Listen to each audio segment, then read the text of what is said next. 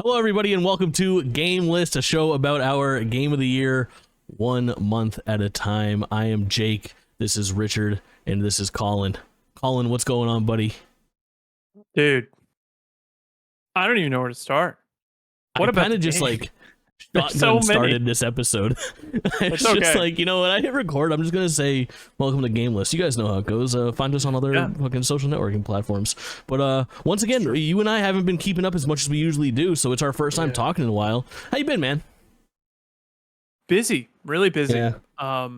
Here, I'll show you this so those at home know what this is. This is my board prep book. I'm prepping to take boards for my school. It is a little over like 1,200 pages. Nice. So I've been very busy with this crap. Yeah, I can imagine. What about what's the the most non-gaming fun you've had since the last time we've talked? This isn't like a bit, by the way. No, I'm thinking or viewers. I don't know. How about can I answer in the future? I'm going to a Comic-Con this weekend. Comic-Con. Can you say which one? Or is that a docs? I don't really care. I'm going to one in Memphis, Tennessee. It's nothing big. But one of my closest friends, he had his birthday recently, and we used to go to cons together. And we're like, hey, let's go. So we got a group of guys. We're gonna go to the con this weekend and just have a good time. Sick. Is there anything exhibiting there that is of interest? Have you seen anything on the list? Any names? Not for me. There's a bunch of the OG Ninja Turtle voice actors there. Like I think it's like the OG April voice actress and a couple others. And Josh Keaton is there. He did Ultimate Spider-Man, I think. And this is Corvo. Good intro. We got all the pets. And this is Corvo. Yeah, he's very needy today. But no, aside from that, I've been working a lot and playing a little bit of games and not really much outside of that. So nice. I took a trip to see a friend in Texas, which was a really fun trip, just for like a quick 4 days, and I ate so much like fucking garbage good food in Texas. Yeah, dude. You had Whataburger? I actually haven't. No. No, a lot of people say it's better than In-N-Out. I had both In-N-Out and Whataburger. I've had In-N-Out many times. Whataburger doesn't hold a fucking candle to In-N-Out. In-N-Out's still the best cheeseburger on the planet. I don't know about that. That's a stretch, but where's the best cheeseburger? Chain cheeseburger. Five Guys, probably. Oh, it's expensive, but it's good. Nah, it's okay. It's pretty good. Oh, no. Culver's. I'll give it to Culver's. The Butterburger is good. It's up there. It's a top 5. I would say Five Guys, Culver's, In-N-Out. We got to give it to the double cheeseburger, man. I'm putting the double cheeseburger on there. You did, right? Yeah. I had Culver's. I've only had Culver's one time. I had to make I was down in Florida visiting my folks, and I had to drive like 40 minutes to get Culver's, but it was worth it for sure. Oh yeah, it's wonderful. I love Culver's. I'm on a mission to try all fast food burgers. If you're listening to GameList, give us your top 10 burgers of the year. Have you had Freddy's? No. Have you had Steak and Shake? Pretty good. Freddy's is kind of like Steak and Shake, but a little bit worse. I like Shake Shack burger more than Steak and Shake. Shake Shack's good, and Steak and Shake's cheap. That's the thing; they're still cheap. It's like $7 for a meal. Yeah. But Freddy's is more prices, huh? It's crazy. I mean, I'm paying just as much for fast food as a sit down place anymore. I know. I feel like such a fucking old man when I'm like, back in my day, double cheeseburgers were $1. Dude, I used to be able to get 2 McChickens for $2, and it's like, I know that was my meal. The value is no longer there. Absolutely unfortunate, but the convenience is, and that's the thing, is that we've become accustomed to paying for convenience. You know. Yeah, that's fair. Well, you've got the whole. You're a big DoorDasher, right? I'm a big Uber Eatser, yeah. Uber Eats, okay. I just don't DoorDash do that too. I think DoorDash sucks compared to Uber Eats. Yeah, I don't use either. So. Yeah. Even that I don't do that often. I would say I do that once a month. But it's still fun. Okay, that's not bad. I used to be worse. Yeah, I remember you being worse. When I lived in a place that had more options, I was way worse. When I was living down in like Boston, when there was like fucking 24/7, you know, around here, if you wait until 10 p.m., the only thing that you can get is fucking Burger King, which is awesome. Don't get me wrong, but yeah, much different. Yeah, that's fair. Listen, we're dawdling for no reason because fuck, there is so much shit to talk about, and I want to do something that we never do. We're gonna get into our Game of the Year list and all that stuff really, really soon, but I want to talk about something that hit the news very recently, only in the last 5 days. God.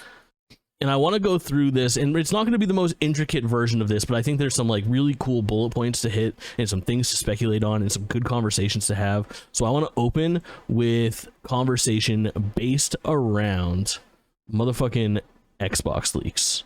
You keep up with it? I'm just it's I've different. Seen it. I don't think I'm not sick of it. Like I am sick of the Xbox FTC. Tired, will they dog. get it or not? I'm cool with this Xbox. This Xbox stuff is really cool. This is just a product of that case. Yeah. This has nothing to do with that case. This is just cool shit, man. Like, I am going to cheat here, and I am going to bring up IGN has a pretty good write-up, I must say, of all the major revelations from the FTC versus Xbox court document leak. And I'm going to use this as our guide and kind of run through it because it's got some good stuff. I've already pulled some assets. You know, I'll be pulling assets and doing pre-work. Oh, I didn't send you the run of the show.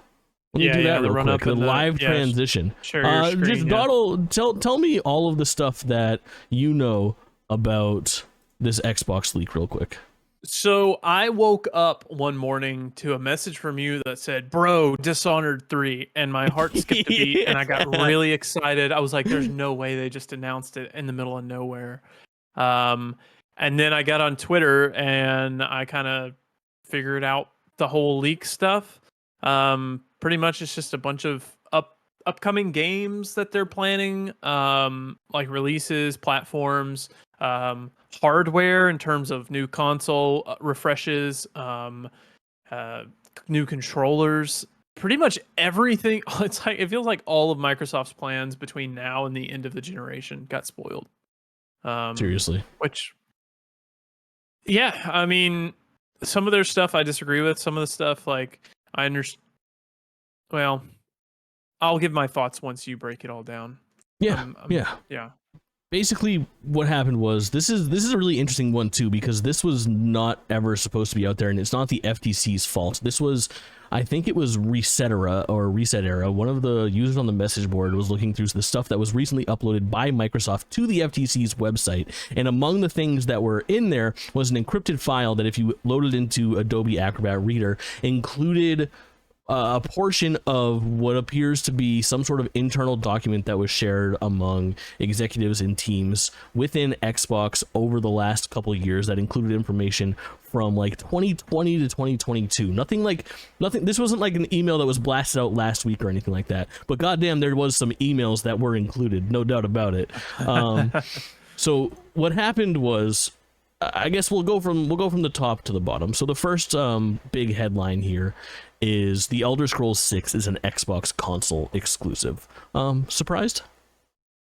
Not really, sadly. Yeah. Which I will say, I like Skyrim is one of the most influential games of my life. Like, so I was really wanting Elder Scrolls 6 on PlayStation so I could trophy hunt it. Which Phil Spencer said, hey, it'll be a case-by-case basis, but we all knew it doesn't. Case-by-case basis also means nothing. So it was futile to get our hopes up for anything. It's business after all. Agreed. Activision was briefed on the Switch successor late last year. Let's make this the conversation about all the Switch 2 rumors as well. We'll just loop that in here. Yeah. So we started having some things circulate about, we recorded very soon after Gamescom last time we did an episode, and apparently at Gamescom, behind closed doors, the first rumblings of Nintendo was showing off the Switch 2 to developers, or the Switch successor, which is comparable in power to the PlayStation 5 and the Xbox Series X, and has a similar form factor. I read that it was more comparable to PS4 and 360, or not 360, PS4 and Xbox One. Okay. But it's tough because it's probably like somewhere in between, really. Yeah, still nothing concrete there. None of this is actually out yet. It's all still rumor. It seems to be getting backed up more and more, and then through this Xbox leak shows off more. But the two things that they showed off allegedly behind the scenes were Breath of the Wild, not Tears of the Kingdom, Breath of the Wild running on this new hardware with upgraded, which doesn't imply that Breath of the Wild upgraded version is coming to the Switch 2, even though they'd be foolish not to release an enhanced version of Tears of the Kingdom and Breath of the Wild. But also the Unreal Awakening demo that was shadow dropped to the Matrix Awakening. Yes, the Unreal 5 Engine demo. 5, where they sell assets for all of your fucking video game needs. That was shadow dropped after like the Game Awards 2021 or something like that. Does that sound right? Something like that, yeah. 2020 even? I don't know. Possibly? Yeah. I'm not sure. Tough call. I can't quite remember. Pretty crazy. There is I'll read it while it's up. I've got like a VGC thing up. They ran the Matrix Awakens tech demo with Unreal Engine 5, and it had like ray tracing and stuff, but it was AI driven upscaling. So the hardware is probably more like a PS4, Xbox One, but just because it's got like a different form of Unreal on it, which I think like at this point, can we just all agree to shut the hell up about game engines? I've heard this sentiment more recently, like that kind of agrees with me. Like we act like we know so much about game engines. We don't know anything, man. Like I think the whole game engine talk, like people talking about Starfield, like, oh, this is going to be a bad game because it's on the creation engine. So annoying. But yeah, it's supposed to be more like PS4, Xbox One hardware in terms of power, but it will be taking advantage of some of the newer software stuff like Unreal 5. Very cool. At the same time that we get a bunch of details on the Switch 2, and basically what the Xbox end of this thing does is kind of confirms those rumors that we've been hearing for a while, because Activision, in of course their endless quest to acquire them, was shown that Switch 2 hardware indeed at some point late last year. But that's not it for hardware. Go ahead. Is that maybe interesting to you? I'm choking up here. That they showed it to Activision. I understand like Activision's a big publisher and everything, but I'm trying to think of Activision games that are on the Switch. Diablo's not there. It's really easy to forget because of how big Activision is. No, because of how big the Switch is. It's very easy to forget the way that the Switch launched, because Nintendo had come off of basically 2 in a row weird consoles. The Wii U, for all intents and purposes, a failure, and the Wii, not a very powerful system. It was the first time that Nintendo didn't really enter the console wars with a technologically sound device for modern times. Instead, they went with innovation as far as like control scheme went. Obviously, we know how that played out. Good for a while, but didn't stand the test of time. But when the Switch launched, there was a big lack of third-party buy-in and support, and it wasn't until like a year or two into the console cycle when the Switch started to take off. The supply and demand thing happened. The first-party game started selling units, and all of a sudden, and it still happens to this day, the name of the game started being "Let's double dip cash grab Switch owners and port our games in there." So I think that's true. I think whatever's happening behind closed doors at Nintendo is, with the Switch 2 being a more powerful console, let's make sure that we have that buy-in to prevent what happened with the Switch's launch this time around. Yeah, which it's supposedly supposed to be backwards compatible too. So huge. We love that. All your eShop purchases. More on eShop. Nintendo. I gotta say this. I'm just gonna say this because now it's top of my mind. I just gotta blurt it out. I fucking love F-Zero 99. Coolest thing Nintendo's done in such a long time. We'll get there. Cooler than Breath of the Wild or Tears of the Kingdom? No, but very cool.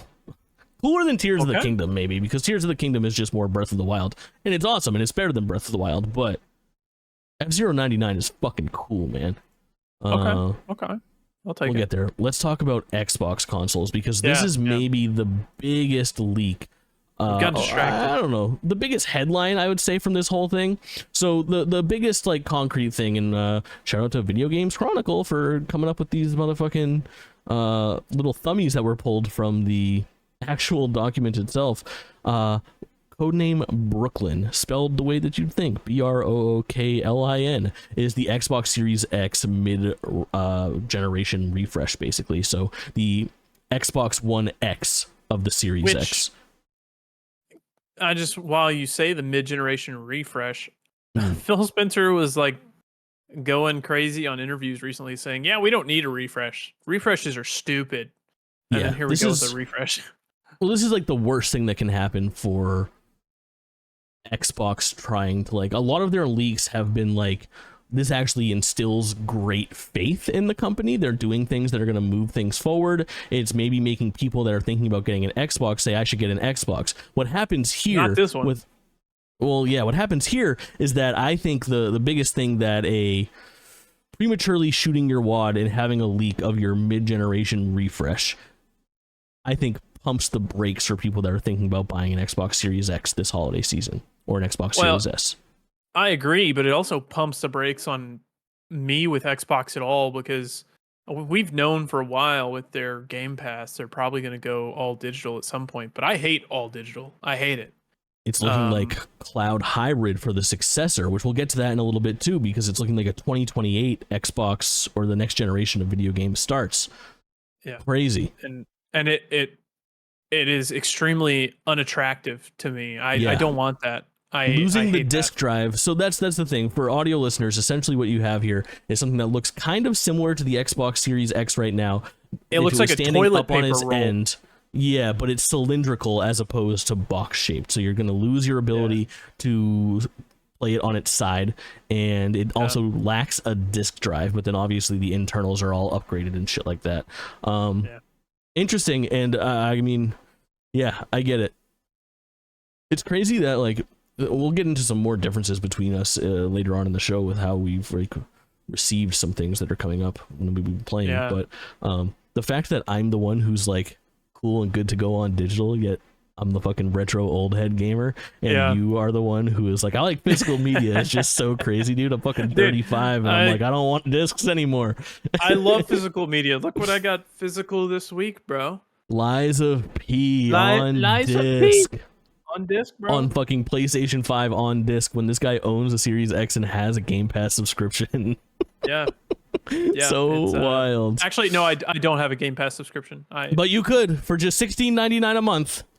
You too could in addition to the Xbox Series X refresh, they showed Elwood, Project Elwood, ELLEWOOD, the Xbox Series S refresh, which is very similar to the existing Xbox Series S, and I believe it's just a placeholder photo because it's an identical box as well. But at the same time, it appears there would be.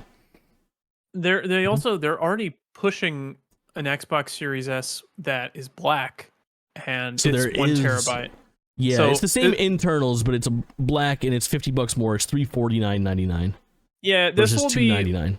Like these refreshes, from what I can tell, they're not getting more processing power. They're just cutting down on waste, such as like electrical waste. Yeah, going greener, packaging is recyclable, that kind of thing. And they're upgrading their Wi-Fi modules and Bluetooth modules and stuff like that, but there's no like extra processing power from what I can tell. Games. I don't believe games look better on the Xbox Series S Project Elwood. It's not a PS4 to PS4 Pro or a Xbox One to Xbox One X. It's just it doesn't appear that way. I mean, time will tell. That again, these are early documents and these are leaks. This is all speculative, but that seems to be the case. I just want to say, like, I hate digital media, but for my use case for the Xbox, I would have preferred a Series X without a disc drive. Sure. Because all right. Because I wanted it. I would rather have it the way PlayStation did it, where they have a disc drive for $500 and then they have a digital version for $400. Like that, I would have gone for the $400 one in Xbox's case if that was a thing. But this way, it's still the $500 and I'm losing the disc drive. Right. It doesn't seem like a reasonable upgrade to me. If they offered the side-by-side models like PlayStation, I would be more open to it. But I just feel like I wonder if they do. I maybe. Yeah. But it just feels like from this stuff that they're taking the next step towards an all digital future, which I don't like at all. Right. Yeah, and it's interesting too because the Xbox Series X having a disc drive, I think, is one of the more appealing things. And despite owning an Xbox Series S and not an X, the X's appeal to me was the backwards compatibility of original Xbox and 360 games with the drive and Xbox One games with the drive, which is really cool. But I've found that as like somebody who streams a lot of retro games and a lot of licensed video games that are not like officially in the backwards compatibility program, it is way easier for me to just run an Xbox 360. I have like an old like that's fair. Xbox Series X, the final fucking refresh with the fucking ding button. When you open it, the Elite, I think it was called. I think it was an Elite, but I actually got the 4 gigabyte, so it has the internal storage with a 250 gigabyte drive stuck inside of it, because you could upgrade that aftermarket as well. Because I like the matte finish more than I like the glossy finish, and let me tell you, that stood the fucking test of time. If I had that glossy one, it would look like dog shit right now. It's true. Instead, that Xbox looks slick. Which I also wonder. There's rumors about the PlayStation Slim without a disc drive, with like a modular plug-in disc drive. I wonder if Xbox would do something like that in the future. Probably. It's so messy though, because like talking about the prices too, how it's like $299 for an Xbox Series S, $349 for a Series S at 1 terabyte, which at this point you need terabyte internal storage for some of the bigger games. Like fucking, you can barely fit Warzone. That's a Warzone machine if you install Warzone on the Series S as it is. And then you'll go $349, $399 for a disc-less PlayStation 5, $499 for your PlayStation 5 with the disc, or the Xbox Series X with the disc. Who knows what these mid-generation refreshes have, or a PlayStation Slim. It's all over. And like, can you imagine once these new refreshes for Xbox come out? We've made the joke since Xbox One, like, you ask your grandma for an Xbox for Christmas and she gets the wrong one. Now there's going to be 3 different versions of a Series S, which all in all, they're fairly similar. Series XS. You ask your grandma for a Series X and she gets you the one without a disc drive when you have all these discs or whatever. Or you ask her for your Series X and she thinks you say S and then she gets the wrong. It's like, this is miserable. It's just miserable. I'm so glad I am my own consumer here. For sure. It's super fucking messy, and I hope that they get their naming conventions right at some point. And it's not getting easier too when like people say like it's just getting harder. And then grab me a year subscription of Game Pass, and they go, oh, did you want Game Pass Core or Game Pass Ultimate or Game Pass for PC or Game Pass for Xbox? PlayStation has the same problem now with their PlayStation created that problem. They said, you know what's fucking cool? Premium, extra. We'll get PlayStation. I finally locked it down because I became a believer and started subscribing to Premium right before they jacked up the prices. More on that later. We got a great episode of GameList going right now, but there's fucking more to unpack. Go ahead. Oh, I was gonna say I got the PS Now. I bought like 4 years of PS Now before they swapped over, and it got automatically upgraded to the extra or to the premium. So I have it until like 2027 for nothing. Just my year of PlayStation Plus Premium is still good until like February, so I'm fucking like feeling good that I got half a year of like kind of the cheaper thing. But at this point, I'm fucking, that Xbox Game Pass is not available on like a 3-month or 12-month or 6-month period anymore. You can only get it monthly. There's no only fucking discount. Monthly. It's ridiculous. It's crazy. That's so fucking annoying. Like I really hate like monthly subscriptions and shit like that, and I will buy the year and just take the fucking swift kick in the mouth whenever I can, so that it's not just like this constant fucking draining of my bank account. But god damn, that's so annoying. And it makes you feel a little bit better about something when you can get that 1 year and save a little bit in advance, like September at twitch.tv/JakeTwitchin for just $3.74. You can get yourself a fucking 1-month subscription to my channel. What a time to be alive. That's not all. There's still so much. Let's stay on the topic of hardware.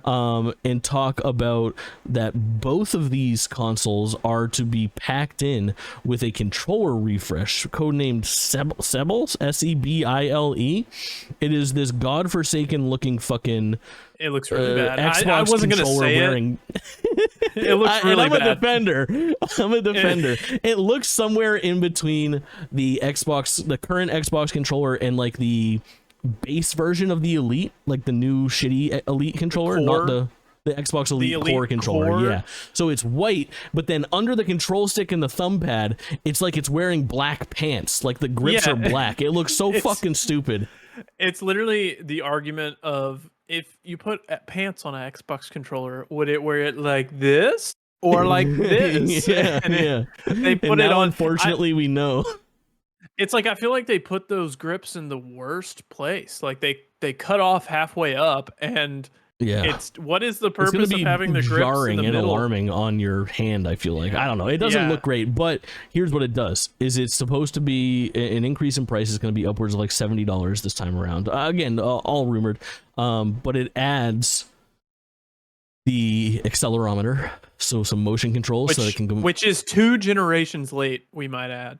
Absolutely. And honestly, as somebody who has become a believer after playing like Splatoon and Breath of the Wild, Tears of the Kingdom, and having the gyro options for fine-tuning your aim, I really like that, and it is sorely missing in the Xbox controller. So add that for sure. It adds an internal speaker on the bottom, and it adds haptic feedback, which is in the triggers already on the Xbox Series. Not really. It's just got rumble.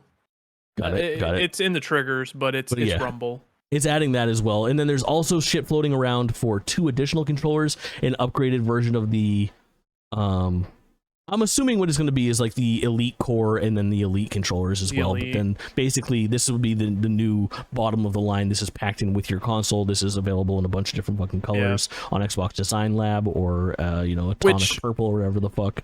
Yeah, I will say a couple things I like about this controller refresh. They have quieter buttons and thumbsticks. The Xbox buttons are so loud. Sure. But I hope they keep the D-pad where it is. I love the D-pad on the fucking... The D-pad's fine. Yeah, the D-pad's fine. It's good. It's the best D-pad on modern controllers, and that's why I think I love the controller where it's at right now. It's got the geometrical disc, if you will, and it kind of clicks into place. And I, as somebody who fucking foolishly bought Street Fighter on PlayStation and not Xbox, god damn, it doesn't hold a fucking candle to this Xbox's D-pad. Just get a fight pad, bro. I know, I showed her a hitbox or something, but yeah. They also have modular thumbsticks, which I'm always a fan of. For sure. I would say once. Go ahead. Oh, it has a new functionality called lift to wake, and I think I would like that, but I think I would also hate it because I always bump my controllers and then it would turn on my PlayStation every time I bump it, so I'd be pissed. But for sure, yeah. I think with the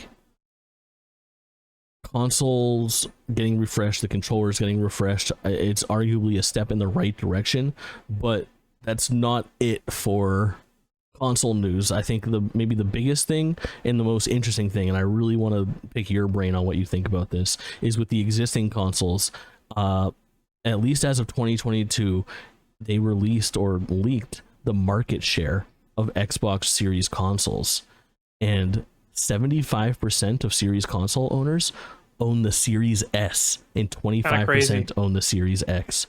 That's fucking insane. It's crazy, but it makes sense why they're forcing parity between S and X now in terms of games. Which I think it's bad. I feel like the S is holding back a lot of innovation in terms of computing stuff, whatever, for games. It is, but then again, I will say I think in the last decade, games have focused too much on realism in terms of graphics and stuff, and instead of innovation in gameplay systems. Which I think a lot of the times people work best when they are constrained by the technology they have. So I don't know. It's just wild. It's just wild to me that. Do you know if Starfield is available on Xbox One? It's not. So I think that's really what it kind of comes down to, is that the Xbox Series S is the cheapest foot in the door for next generation gaming. And it's why I ended up with an Xbox Series S. I said that I'd buy an X when they demanded that I have one. And because of my backwards compatibility being Xbox 360 and prior being played on original hardware, I don't have a use case for it anymore. So what I've started to do is gravitate towards that S, because it was the affordable way to get my foot in the door with just the Xbox ecosystem. I said that I'd do it and I'd take the step into the series when they started barring me away from console gaming that I couldn't do on my Xbox One X, and that started with Hi-Fi Rush at the beginning of this year. I did what I said that I'd do. I went and I bought that fucking... Oh, they didn't put Hi-Fi on the Xbox One. That's what you're saying. Correct. Yep. Okay. So in January I bought one, and I actually got the fucking deal where I still got the holiday bundle for $250, which it's still back up to $300 now, which is awesome.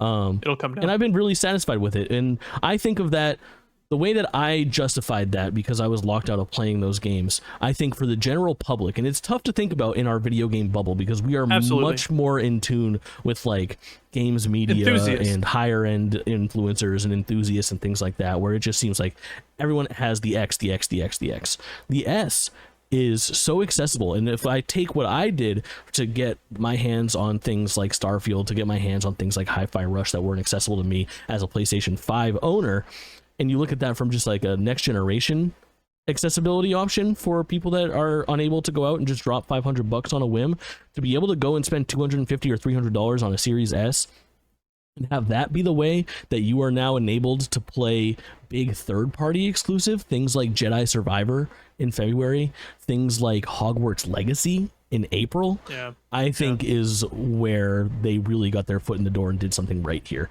And I think that the good outweighs the bad when it comes to, like, we talk about this all the time with like accessibility and shit like that, about how like it's just, listen, get it, well, of course, adaptive controller, like get them an accessibility controller that allows more people to play. But we don't often think about people that are, I don't know, what's the fucking term here, less fortunate. We don't think about people that don't have expendable cash to just go and drop, like, you know, you might be working hard and you don't have, you got kids to support, you have means, financial responsibilities that prohibit you from going and buying high-end consoles that are $500. You get a good deal on a fucking used Xbox Series S for $220. Now you get to play all the shit that you were missing out on, and I think that makes up for a big portion of people that are in that 75%.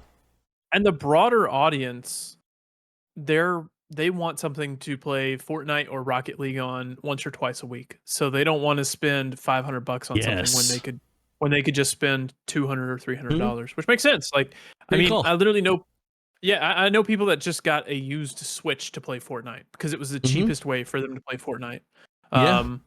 So I mean, it makes sense. People with a Switch Lite that play Fortnite on that or on their phones. Yeah. It's just we often don't think about the general public because it's foreign to us how they consume video games.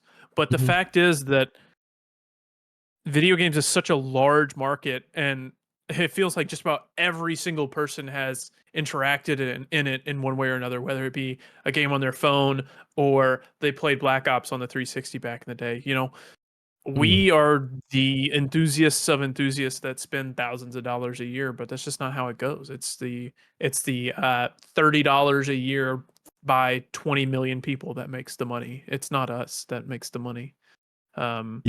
It's just odd, and I think PlayStation should probably do a better job about catering towards those people. They've shown that it's possible. I just don't know.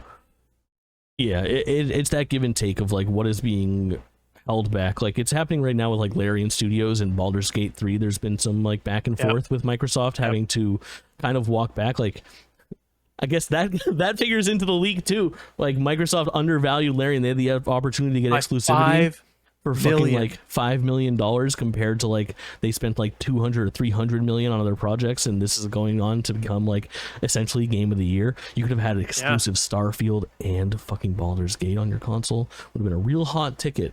More on that in a little bit, but just really crazy shit. I just don't know where the give and take is. It just seems like Xbox having that S as an opportunity, the good outweighs the bad, and the money. Do you want me to run down some other hardware leaks real quick? Just really brief.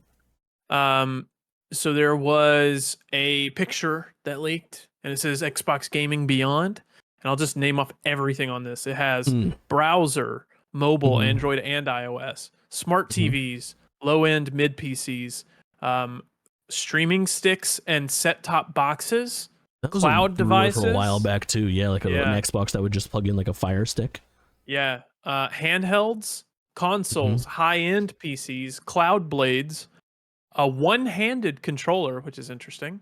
A mobile controller, kind of like a backbone. New audio devices. There's 3 controllers. It's the core, the premium, and the elite. So there's going to be like 3 tiers. I don't know what the differentiation is between each one. I think it's going to be what we were talking about, where that is like what we were just talking about, that regular project with the accelerometer $70 controller will be like the core. And it's just a core. And then the elite core will be the premium, and then the flagship elite will be the elite. Yeah, that makes sense. And then there's gaming keyboards and mouse. So, I mean, they're doing a lot of stuff, which we should have expected. Sure. But yeah, it's just, what crazy leaks. It is crazy. Do you have the games pulled up? Quick. No, you pull up the games. I'm going to go on to one other thing that I want to bring up. Let's talk about like some emails and communications and talk about acquisitions. And really, like, on day one when these leaks started coming out, the headline was not the stuff that we've talked about so far. It was Phil Spencer's extremely hard dick for acquiring Nintendo, which is, oh my God, how ridiculous is that? Wild. And I think the most quotable moment of it is that it would be a career moment for Phil personally if he could acquire Nintendo, which you're not wrong, bro. Of course. No, he's not. He's not wrong.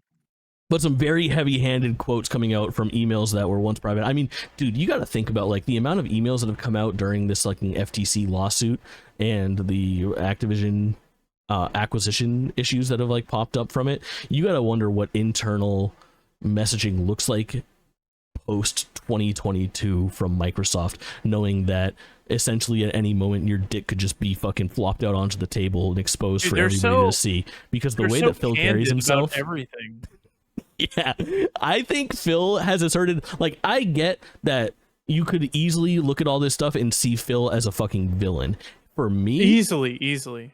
For me, I have seen Phil rise up the ranks in my book to like a almost like Satoru Iwata type of role. Like, I don't want to say Miyamoto because he is such a creative and like innovator, but Iwata I think is a better pick, where he is leading the teams that are creating this and fostering a fucking environment of a very video game first fucking mentality over everything else.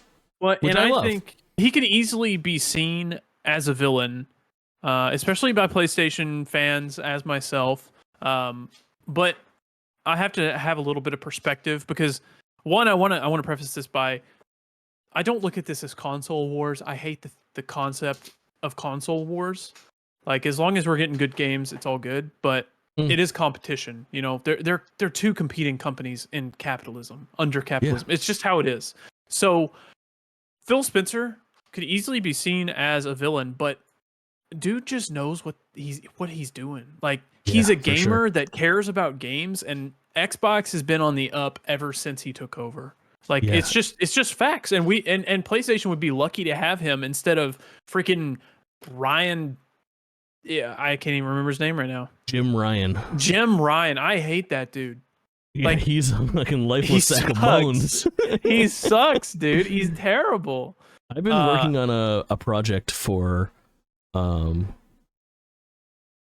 I guess my personal YouTube channel, youtube.com/@JakeTwitchin. But I've been digging into, we had Sean Layden for a long time, who was the president of SCEA, which is some Sony Computer Entertainment America, I believe.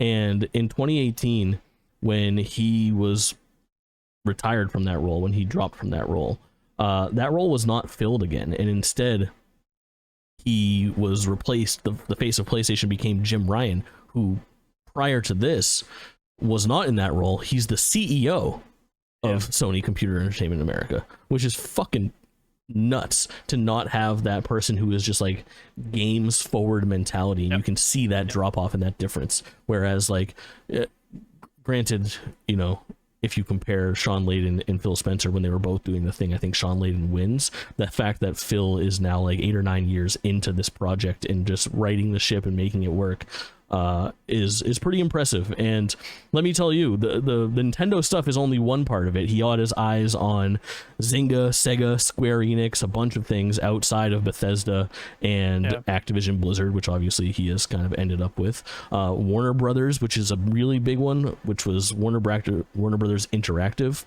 which I think is now WB Games, same team, same business.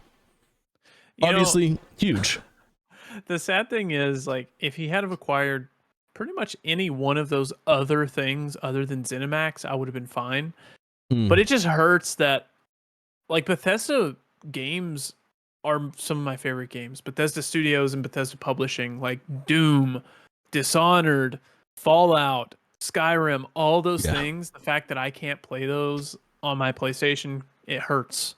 Maybe your favorite console should become the Xbox, man. You should become an Xbox guy.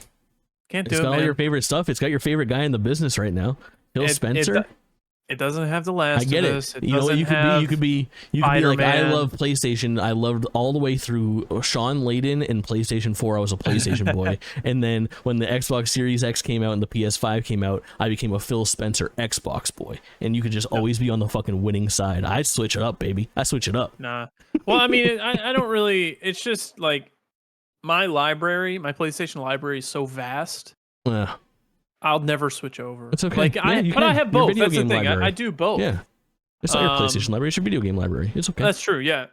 But some of the upcoming games. You want to get into those? The leaked games? No. Let me talk more about Phil Spencer and his genius. You want to suck his dick a little bit longer? I do. Well, it's just interesting. The way that he carries himself in these emails is just like, I think really, really impressive, because he is fucking swinging a big old hog. Like a Chad, right? Yeah, like a fucking Chad. To just like to close and put a bow on the Nintendo conversation, I think the most telling thing that he said is the way that he speaks about these things is he speaks as the head of a fucking company, where he speaks in definitives. And I think it's really impressive the way that he carries himself. Even if you disagree with his opinion, he agrees with his opinion, and he is not fucking mincing words. It is so cool for him to say, like, Nintendo has yet to realize that the best version of their future does not exist on their own fucking hardware. It's such a Giga Chad statement to make. But then also his leaked email about the PlayStation 5 reveal,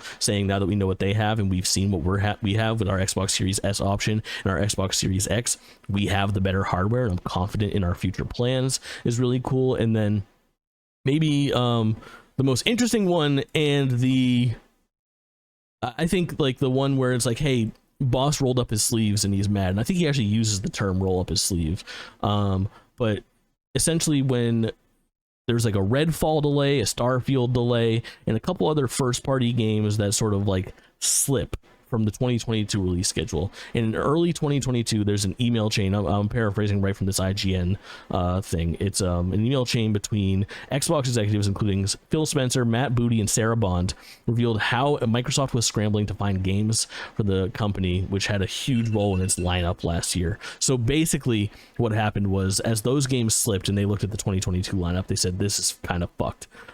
Games originally slated to release in 2022, including Starfield, Redfall, and Stalker 2 being delayed, were mentioned in the email. This is really a disaster situation for us, given all we've invested in content across studios at our GP Content Fund, Game Pass Content Fund.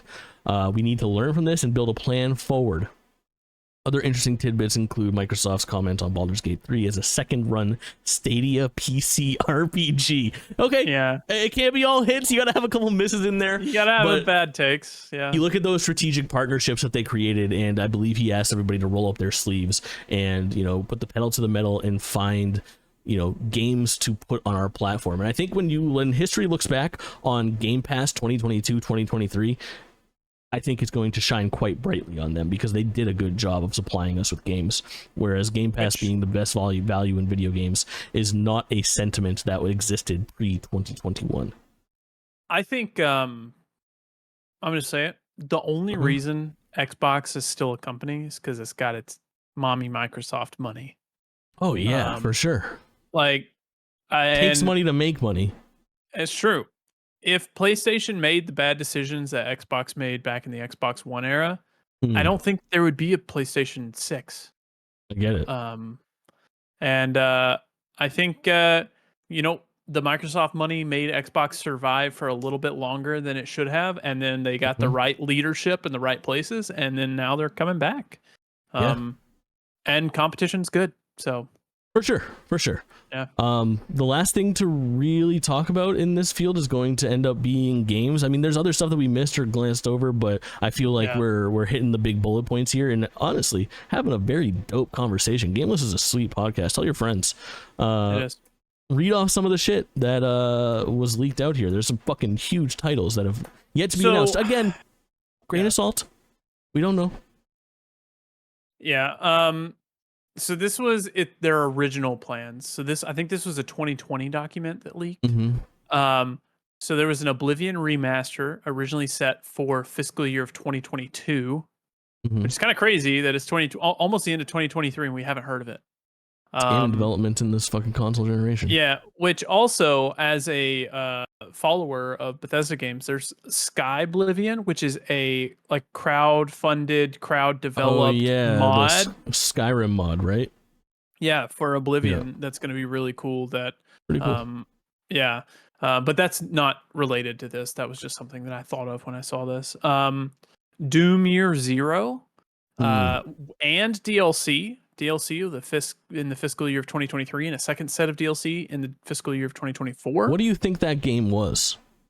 I think it was Doom, but when Doom guys first, like Doom Eternal. I think it was Doom Eternal, but rolled back to when he first. Do you think it was the demons? Doom Reboot 3 though, despite where it took place? Do you think it's full? No, I don't think it's 20-30 hour sequel. Yeah, I think it's a prequel of Doom 2016. Okay, because I think I've heard other things floating around of we may never know. Well, we won't know the answer until it's concrete and released to us. But I think the other thing that people theorized is arguably you can look at Doom and the Wolfenstein reboot kind of as almost sister franchises in the way that they've been released, and maybe this could be the Doom equivalent of Wolfenstein Youngblood, kind of like a pseudo sequel, a smaller game, Youngblood possibly was even terrible. Multiplayer. Yeah, I've heard was different awful, things. That's awful. That's the multiplayer one. You play as the sisters, right? Yes, I played that. I played 25 minutes of that, and I will say, I think I might have talked about it on this podcast, but one of the hardest and most genuine times that I've laughed in video games in the last few years was the opening scene when those two sisters are I don't know, up against the wall, and they're having their first one of them fucking kills the guy, and it's the first time that they ever killed someone, and they both fucking freak out, and the girl starts throwing up from how gross it is. Caught me so off guard. I thought that was a pretty good moment. Yeah, I played that with one of my close friends that I'm actually going to the Comic-Con with this weekend. Oh, nice. It was a miserable experience for both of us. But I love the Wolfenstein New Order and New Colossus, I think is what they're called, but Wolfenstein, 2 is New Colossus, Wolfenstein New Order, and then the Old Blood or something like that was the DLC? Yeah, Old Blood was a DLC, yeah. I think that sounds right. But anyways, Fallout 3 Remaster, fiscal year 2024. Big. I would play that. What do you think is more popular, Oblivion Remaster or Fallout 3 Remaster? Oblivion. Easy. Yeah. Okay. Nobody. We haven't seen Elder Scrolls aside from Skyrim in years and years. Yeah, to put out anything that is Elder Scrolls at this point is big. Yeah, because we've had Fallout 4, Fallout New Vegas. I don't want to play Elder Scrolls 6. I want to play Skyrim 2. Shut up. A sequel to Ghostwire Tokyo 2024, which is kind of wild because that came out in 2022. I want to say. You think those ideas are scrapped? Probably. Sadly, I liked Ghostwire Because Tokyo. the director's gone, isn't he? I believe he left that studio shortly after the acquisition and the release of Hi-Fi Rush. I'm not positive. Continue. And then my favorite, the most exciting to me, Dishonored 3, fiscal year 2024. I think that's happening. I bet we see that game in 2025 or 2026. Dude, yeah. It's gotta because here's what I thought. 2016 Dishonored 2 came out. Mm-hmm. I know I don't have the dates exactly right on this, but Dishonored 2 was a Arcane Leon production that was led by Harvey Smith. And then right after that we had Prey, which was an Arcane Austin thing. And then right after that we had Dishonored Death of the Outsider, which was like a standalone DLC to Dishonored 2. So there was a bunch of games right there between 2016 and 2020-ish, and then Deathloop came out in 2022? No, 2021. Deathloop came out in 2021. Dude, time has flown. It's almost 2 years since Deathloop came out. 2020 through 2024 is going to be like the historical run of like, fuck, those years blurred together and went quick, man. Like, it is already wild. Yeah, so Dishonored 3 for fiscal year 2024 makes sense. It's probably delayed out to 2025, if anything. Maybe 6. I think I would put money on Dishonored 3 being such a fucking banger, bro. I bet, because the best thing that could happen to Dishonored 3 is the failure of Redfall. Arcane needs a fucking win. Bad. Absolutely. Microsoft needs a win. They know that the studio has the opportunity. If the rumors are true about how Redfall was so far along, they acquired the studio, they were like, you know what, fucking get it done and release this thing, and they have done nothing about that game. They have not even spoken its name since it came out. No, there's no DLC. They're not fucking working on it. And just like, that game is swept under the rug. You forget that game came out 3.5 months ago, like 4 months ago. May, I think. Damage Control, and there's been so many. It's good for them that there has been so many fucking Xbox headlines this year that overshadow Xbox's huge fumble. Yeah, for sure. But I bet, all fucking hands on deck. We need a fucking win, and it gets to be Dishonored 3, their beloved franchise, is gonna probably be a really hot ticket. Happy for you, man. I would not be surprised if as soon as they finished up Deathloop, they stuck all of Arcane Leon on Dishonored 3, and then after Redfall was pushed out, they stuck all of Arcane Austin studio on it. You guys helped with them. Dude, I can't wait. Like, yeah, that'll be cool. I need y'all to understand, like, there are 2 games that I want desperately. I want more Sly Cooper. I want more Dishonored. Like, this is... Gun to your head. You can only have one. Sly Cooper. Just Sly 4 or Sly next. Sly reboot, Sly reboot, Sly remake. No, not reboot. I don't want a Sly reboot. Remake would be the way to go. Like, really, the sad thing is like the 3 biggest game franchises in my life, probably, like, growing up, the ones that were influential to me were Sly, Skyrim, Elder Scrolls, Oblivion, and Dishonored. And it's like 2 of those are stuck on an Xbox, and I can't get the platinum trophy for them anymore. I'm telling you, you're a Phil guy. You're a Sean Layden Sony guy, and you're an Xbox Phil guy. You just got to count your eras. Hats off to Phil. He's doing a great job. And then also, real quick, there were a couple other ones that had less information. The Indiana Jones game, it was scheduled for 2022. Project Kestrel, 2023, and an expansion 2024. I don't know what that's supposed to be. Project Platinum, no information. And then Project, or not even Project, a vaguely named licensed IP game. So got it. And then the other thing was, at one point, I'm assuming until Red Dead Online failed, there was a rumor or there was communication about acquiring launch rights to RDR Red Dead Redemption like 2. Upgrade. Yeah, current gen versions, which have fallen by the wayside. It looks like I don't think we're getting that anymore because Dude, they have cash cow. They have the expected earnings for each of these games in here. They said Elder Scrolls 6 will make 1,000 million. So what? That'd be $1 billion. $1 billion? That's $1 billion. Oh, $1 billion. $1 billion. Sorry.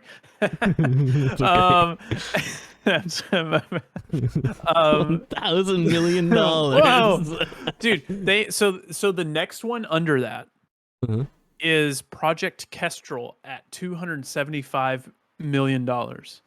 Interesting. Under that, licensed IP game, $225 million. And then there's a couple others. Kestrel could be like Fable or something like that we've already seen.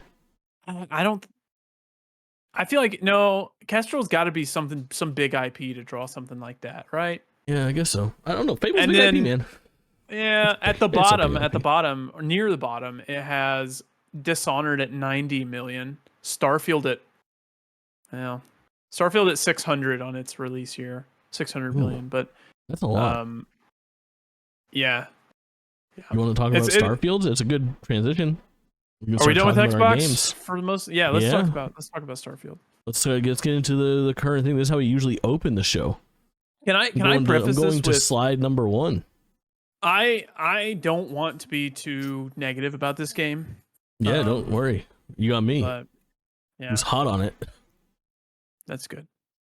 I'm glad. I'm happy for you, truly. I will let you... Let's talk about going into Starfield. Let's assume that people haven't talked about Starfield, that they haven't heard us speak about Starfield on this show, and this is the first time they're ever listening to us. And like our Bethesda history, I guess, like, you know, we've already talked about it quite a bit. Basically, I've played Skyrim for like 12 hours, and I just did the story, and I rolled credits, and that was like 2 years ago. I tried Fallout 3 in New Vegas for about an hour each. I couldn't get into it. Just not really into these games, but something about Starfield looked like it was going to scratch my Mass Effect itch, so I got a little bit excited, especially leading up to release. You, Bethesda fan through and through, shoo-in for this to be like potentially your game of the year if done correctly. Yeah, I've played probably 100 hours of New Vegas. I understand it's Oblivion, but I've played probably 100 of Fallout 4, like 1,000 of Skyrim, and probably another 100 of Oblivion. And then a handful spread between like Morrowind and stuff like that.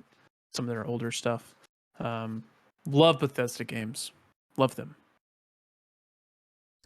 I am fucking blown away with how much I ended up enjoying Starfield, man. I had a blast, and you do not feel the same. I had an okay time. Do we want to go negative first or positive first? Yeah, it is weird. I feel like we are prepping for a very weird conversation here for Starfield. Yeah. And I'm really excited to unpack it with you though, because this is bizarre. Let's fucking Tarantino this thing. Let's Nolan this thing. We're gonna give the ending first. And then we'll go and we'll back up our arguments and whatnot. But not spoiler ending, right? We're not gonna spoil Starfield here. We're going to have a section where we say fast forward 2 minutes so that we can actually talk spoilers, but you will have fair and ample warning, but that will be towards the end of this conversation. Tell me if Starfield is on your Game of the Year list, and if so, where is it? And then tell me a brief 1 or 2 sentence, where does it fall for you? Starfield is not on my Game of the Year list. It is an honorable mention, maybe even a stinker for me. I enjoyed time with this game, but it did not live up to what I think Bethesda does best. And I was really sad with how uninterested I was in the game after I finished the main quest. And I was sad at how uninteresting the main quest was to me as well. Granted, I will give the game some points back because only reason I pushed through the main quest was because I was told to by about 1 billion people online, and I think everyone is wrong on that, and I think you should take your time and enjoy the side stuff in this game instead of pushing through it. And I need to go back and enjoy that side stuff, but there are reasons why I am uninterested in going back. Cool. It is my number 6 game of the year. I did not think that it would be on my list until very soon before release.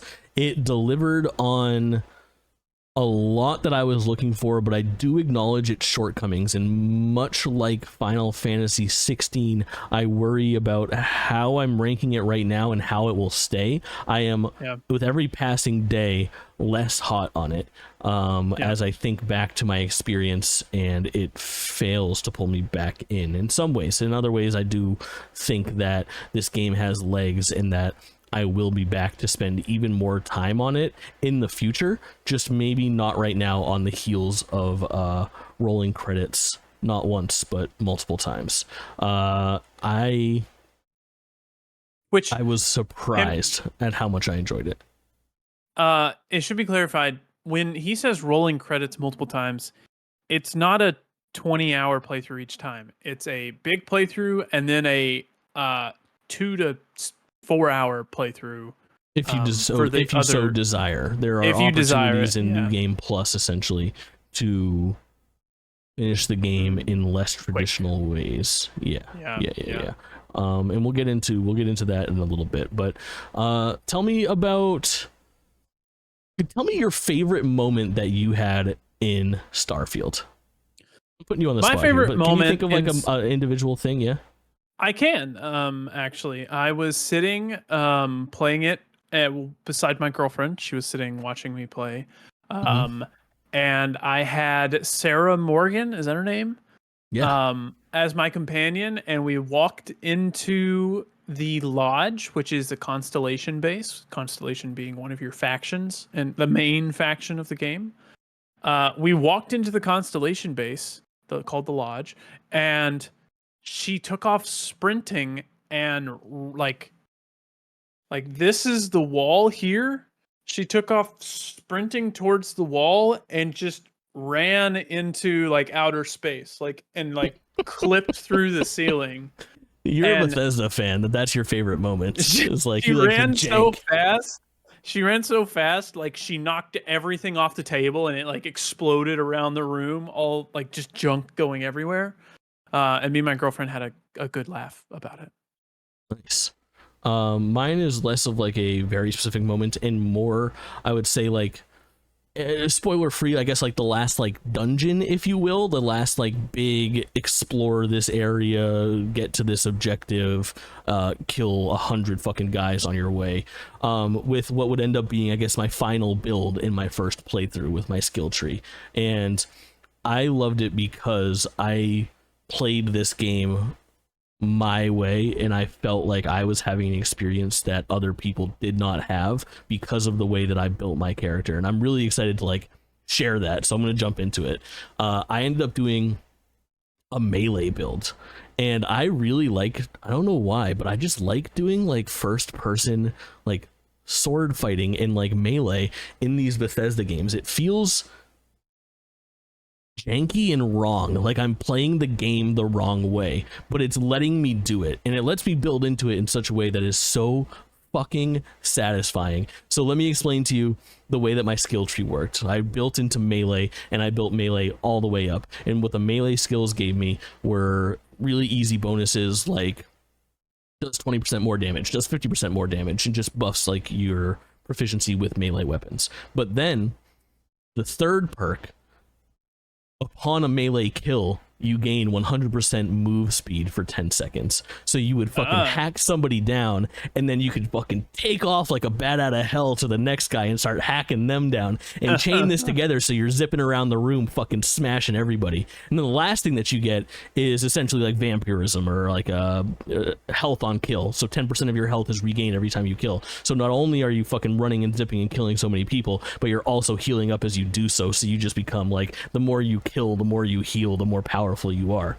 But as you travel down that skill tree and get to the very bottom, you get an enhancement to your boost pack, your jetpack. So obviously, I'm assuming, do you upgrade your jetpack very far? I tried, but there were a lot of materials that it required that I could not find. The jetpack like skill tree, I mean, like just put your points into the jetpack. Yes, I did all of that. Yeah, I so got that all like the way it refreshes sooner and you have more rust and shit like that. So if you go all the way down that mechanical skill tree, which is mostly, I did invest into things that I didn't want just so I could get to this final perk here to kind of complete my like melee build, if you will, was you had to like upgrade like your ship's like cannons and thrusters and do all like the mechanical stuff. But that last perk is combat jetpack. And what that does is if you upgrade it all the way, essentially the first time you upgrade it, it gives you a percentage chance to knock enemies down around you, right? And then after you get to the last one, it has the opportunity to fucking catch enemies on fire around you.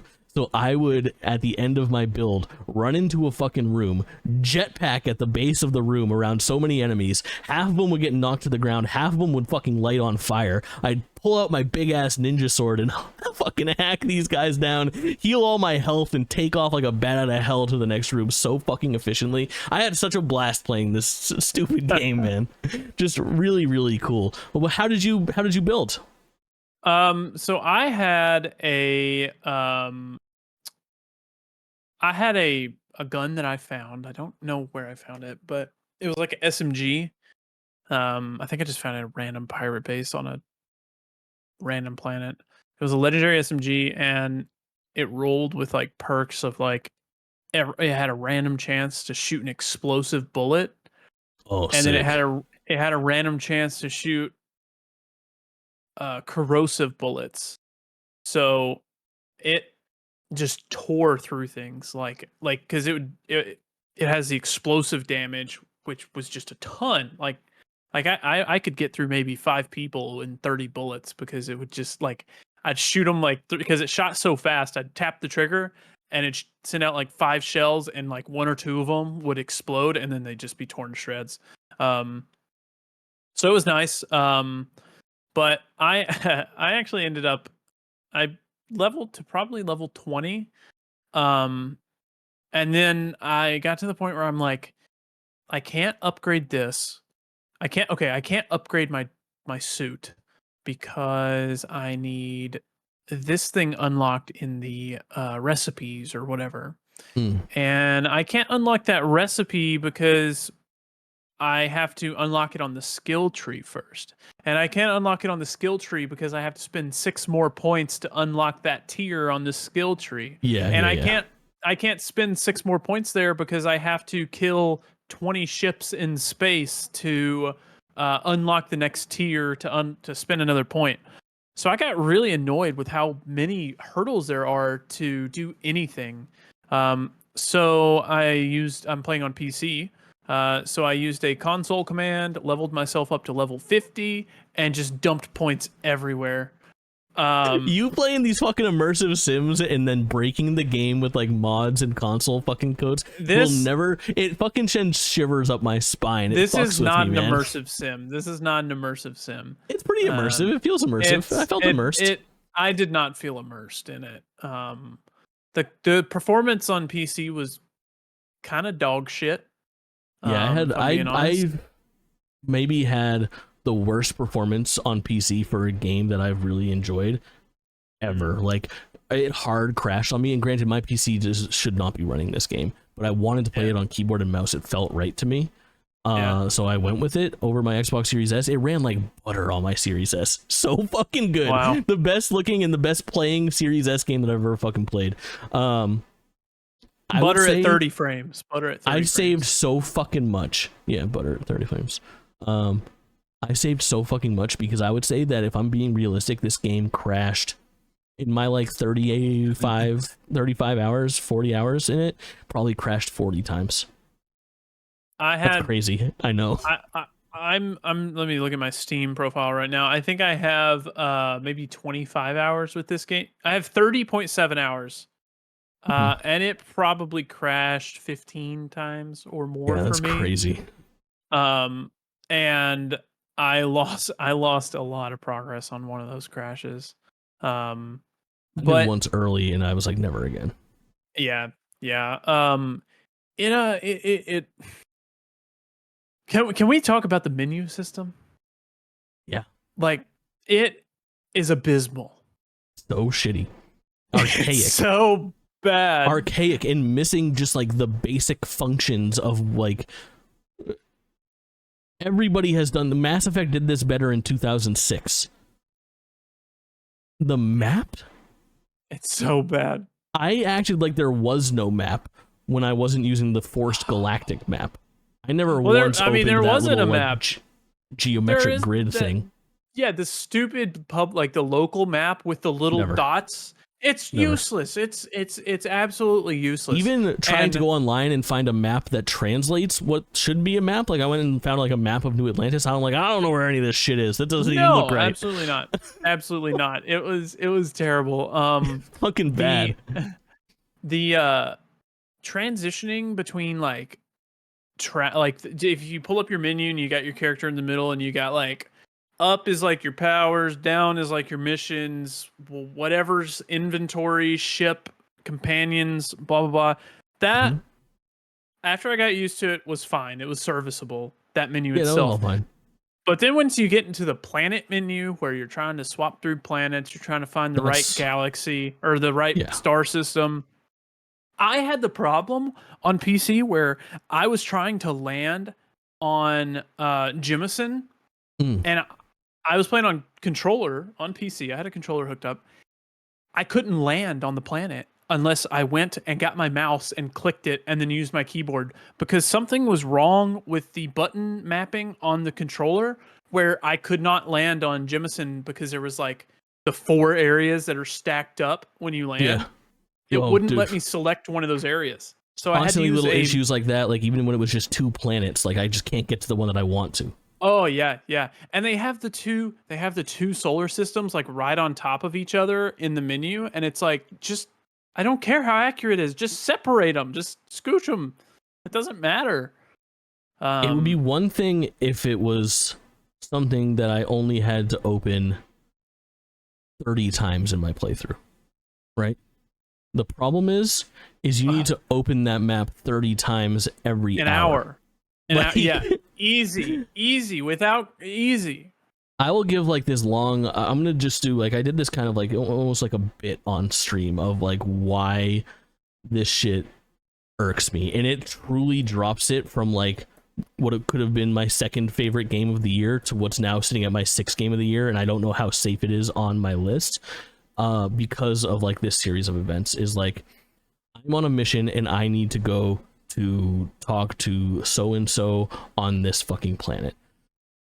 I now need to press the button to open my map. I need to go and select map from that submenu. I then need to pull my cursor, which loves to get like gravitationally pulled to different planets that it thinks I want to the correct solar system. I need to hit A to enter into that solar system. I then need to scroll that same cursor over to my planet destination, but that planet destination has 2 destinations, and because of that, I need to then drag the cursor down a little slot to choose the correct part of that planet. Now I have the correct planet selected. It zooms in. I need to rotate that planet, and I then need to select the destination that I want to. I hit A on that. It brings up a sub menu. It zooms out. I have to hit square to scan the planet. I then have scanned, and I can hold A to land. At that point, it launches me into a cutscene, and I would land on the planet theoretically. However,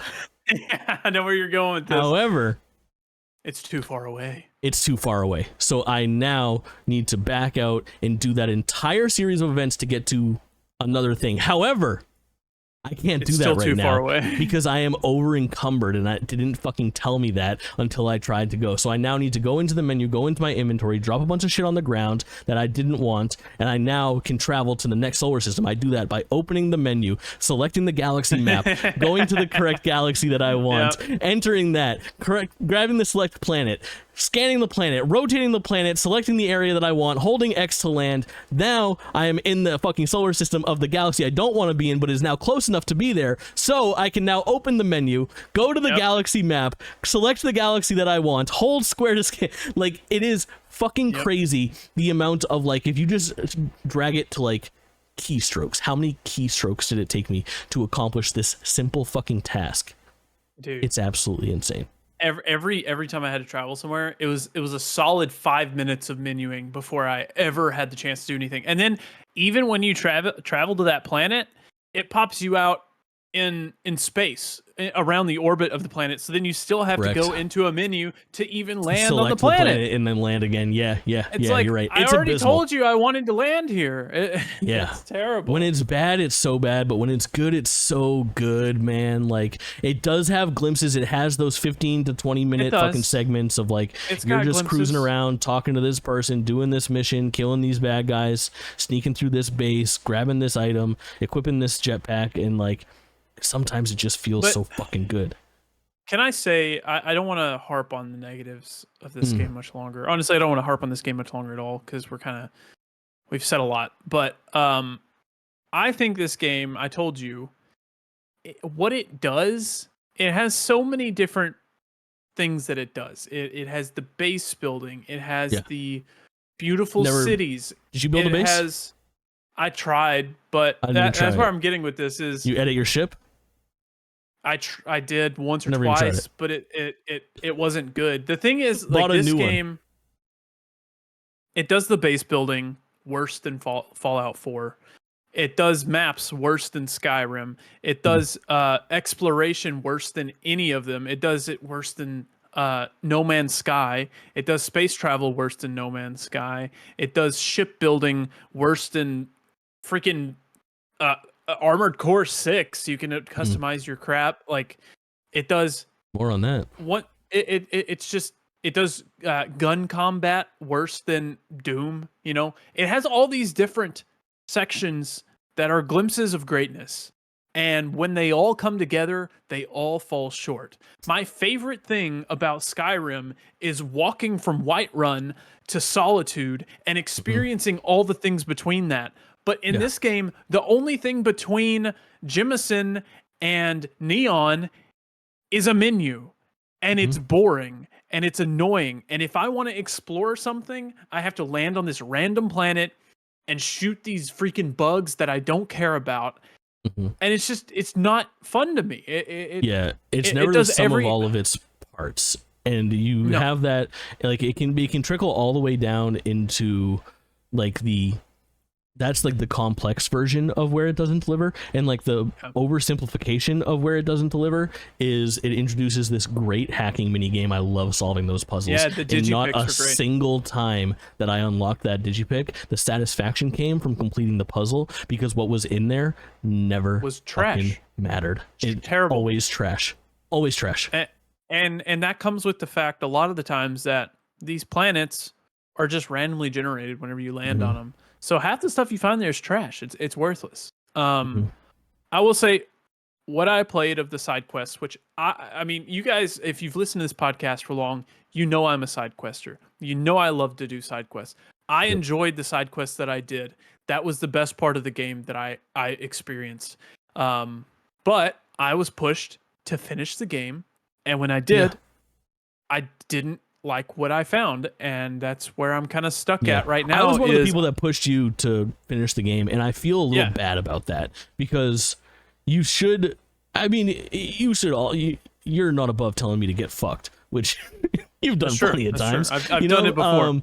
I hope I didn't like mislead you, because of course you should always play the game your own way, and especially in a game that you know better than I do, that's the move. But we can talk spoilers in a little bit, and there's reasons why that I don't think that you actually experience yet, even that I think that do make it worth it. But continue on your thought. My complaint with New Game Plus, which, you know, I understand. I made a tweet the other day and people started jumping on my back about it, which I get it. Imagine. My thought about New Game Plus was, this is a Bethesda game. I've just spent 30 hours in this world gathering money, gathering items, building a dope ass ship, getting to these points in these quests that are important and mean something to me. And I was getting pushed to go to New Game Plus, and my assumption was, hey, it's New Game Plus. I'll get to keep all my stuff. I'll probably, since people are pushing me to go to New Game Plus this much, I can probably just finish up my quests in New Game Plus. No, You lose everything. You lose all your inventory, all your quests, everything. For the most part, a traditional New Game Plus. Like, you keep your stats. Except for you keep your stats, but not your crap. Correct. And I was pissed because my little SMG, it's gone. It was a random roll. How am I ever going to find that again? You can reload your save. And I can. Continue to play that if you so desire. But I can. But the thing is people want me to experience the rolls or whatever you call them of the New Game Plus and New Game Plus Plus. But I can't keep the stuff that I like in the New Game Plus and the New Game Plus Plus. Let's start spoilers. I'm starting a timer for 4 minutes. Starfield spoilers start in 5 seconds. Come back in 4 minutes if you do not desire. In 5, 4, 3, 2, 1. Okay, so New Game Plus, real quick, the hook of New Game Plus is you become a Starborn. You're reborn into the universe anew with knowledge of what happened before. Correct. Which I love the fucking hook of the story. I think they fucking hit the nail on the head. The whole ending with like the NASA space station and giving up Earth to gain interstellar travel and unlock the secrets of the multiverse, I think is fucking spot on sci-fi storytelling. I was very interested in this. Oh, I fucking love it. I'm a big sci-fi nerd and that shit does it for me. But when you restart, you go and you start the game pretty much fresh. They drop you into New Atlantis and you go to the, what's the name of the fucking home that you go to? The lodge. And you open the door and essentially you talk to Sarah there if it's a default permutation. Did you have any differences? I landed in Atlantis and have not stepped off my ship. So do you know about the stuff that just go for it. Spoil it. I don't care.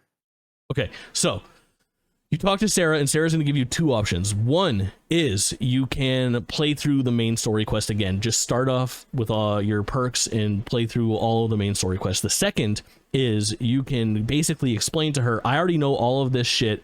I don't want to fucking do this. Let me just haul ass and collect the artifacts that I need and roll fucking credits. You can do this in 30 minutes to about an hour and a half, 2 hours. I did it once and I said that was pretty fun. Let me do that again. I can't believe I just rolled credits. So now I'm the third version of me, but this time I've increased my skills a little bit and I have like a different outfit and my ship is named something different because I sided with a different character. So I'm like, oh, that's fucking interesting. I was about to ask, did you side with the emissary or the hunter? I sided with the I've done all three at this point. The first time I did, I sided with the emissary. Then I decided with the hunter and then I did neither. And I've done this now. The third time that I did it, I was like, let me do that again. And I was like, how quick can I get these artifacts? And I did it in like 4. I've now rolled credits on this game, I think 7 times. The 4th time that I went to the lodge, I think, I walked in to talk to Sarah and Sarah wasn't there. It was a fucking grown-up version of Cora, Sam's daughter. Interesting.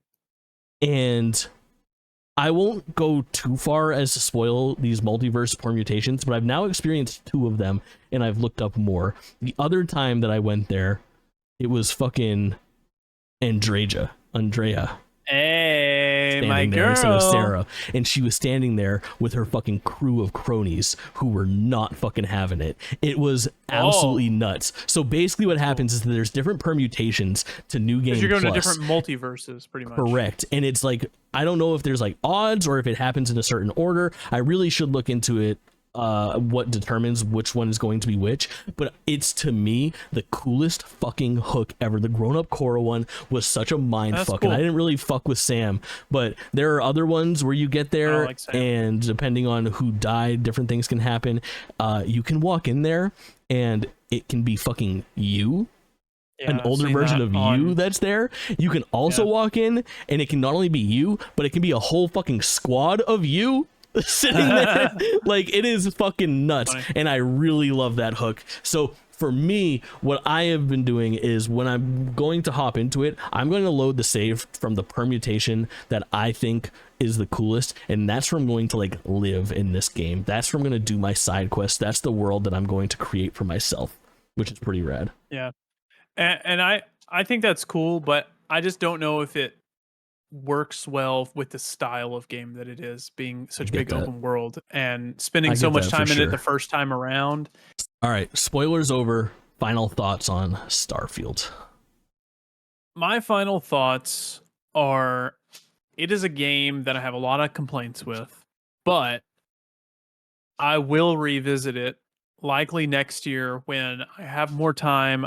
When I don't feel as pressed for time in terms of video games, when it gets performance patches for PC.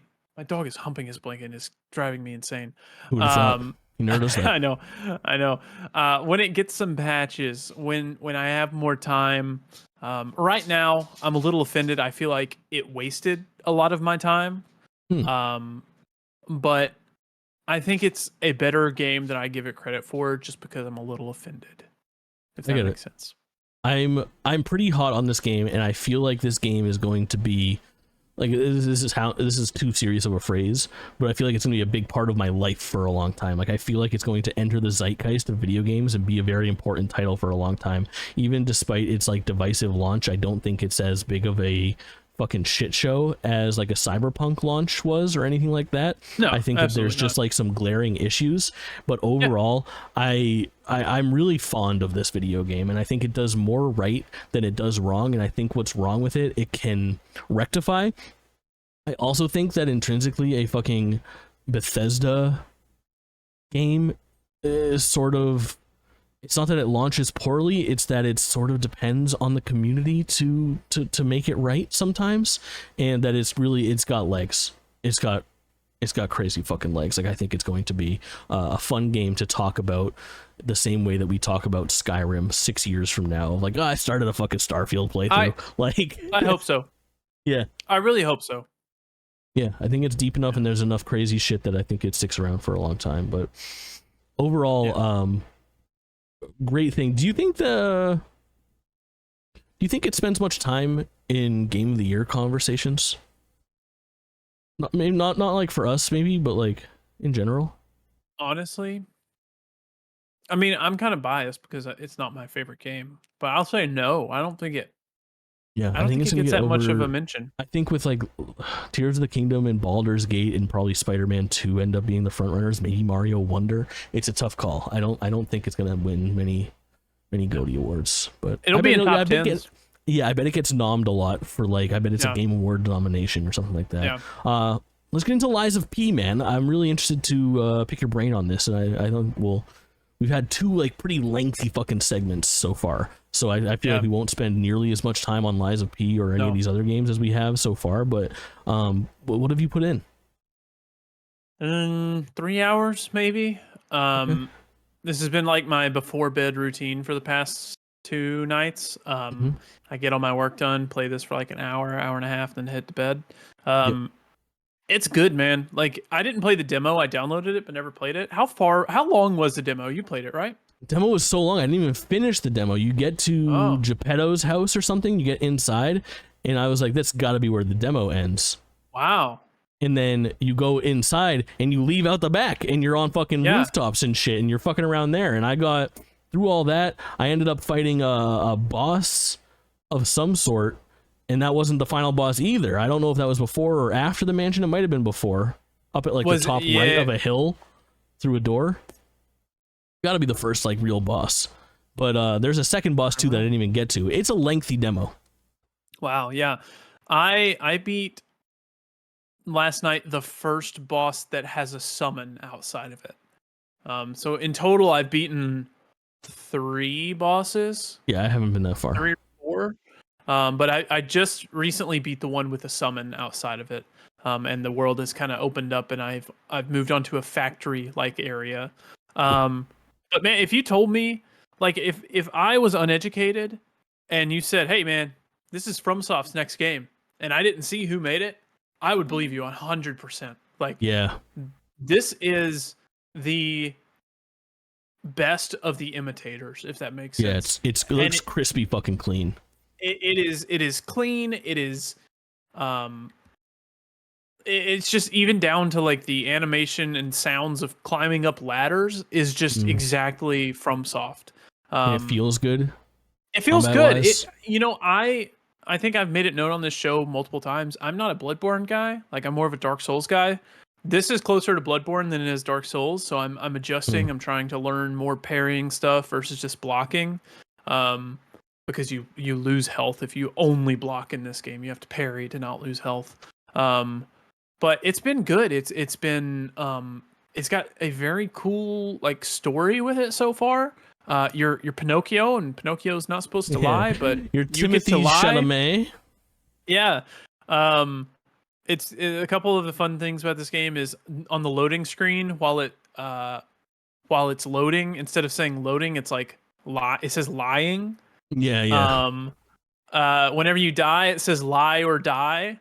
And whenever you actually I beat that donkey guy last night. Nice. Whenever you play this game, you have choices to either lie or tell the truth. And it affects how your game plays out. And so far, I've just been lying everywhere I go. So there's supposed to be a couple significant different endings in this game that I'm excited to find out. It's called Lies of P, not Truths of P. It's true. It's good, and I'm curious. Every time you lie, it says your springs are reacting or something like that. And I'm curious how what's going to happen because of my lies.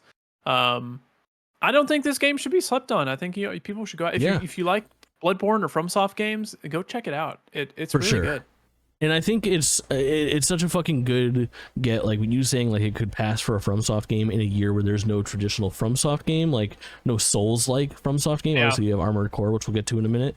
But it being on Game Pass, I think is a great fucking pull as well. Like they did everything right for this game, and I'm happy to see it succeed. I think that is great entry into that genre and gives people what they may want from it. Really cool. Yeah. And I think it'll be an interesting case for like, we got to do like best boss fight at some point this year, where I'm sure there'll be some stuff from like, Lies of P has really good one. Armored Core has really good ones. Fucking Final Fantasy 16 has really good ones. Zelda Tears of the Kingdom has really good ones. Like there's a lot of contributors. That's a good category for the end of the year.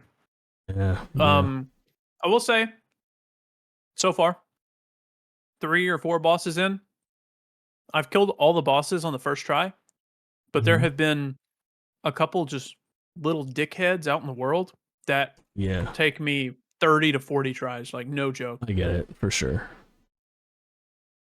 Now all of them take me 30 or 40 tries. I'm fucking terrible at these games. I downloaded this. I literally was like, oh, it's on Game Pass. I'm going to download it. I downloaded it. I looked at it the other day and I was like, I sat down and I was like, I'm going to play Lies of P. And I just looked at it and I couldn't hit play.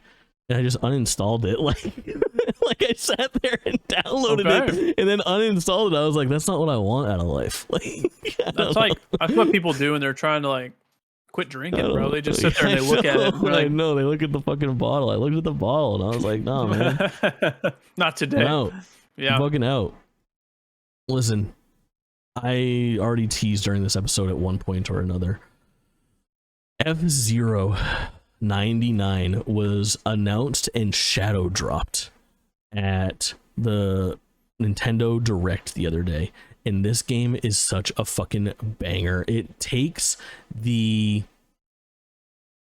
basically the Pac-Man 99 Tetris 99 format. It's a battle royale rendition of F-Zero. It's kind of a modified version of the Super Nintendo graphics engine and gameplay with a couple quality of life features, or I guess like improvements in addition to quality of life, where you can do like a spin attack, which wasn't implemented until later on, and you can use this funky little like boost track where if you fill up your gold meter, you can get on a like track that's higher up. But it works exactly the way that you'd think. F-Zero 99 is you race around the track 3 or 4 times.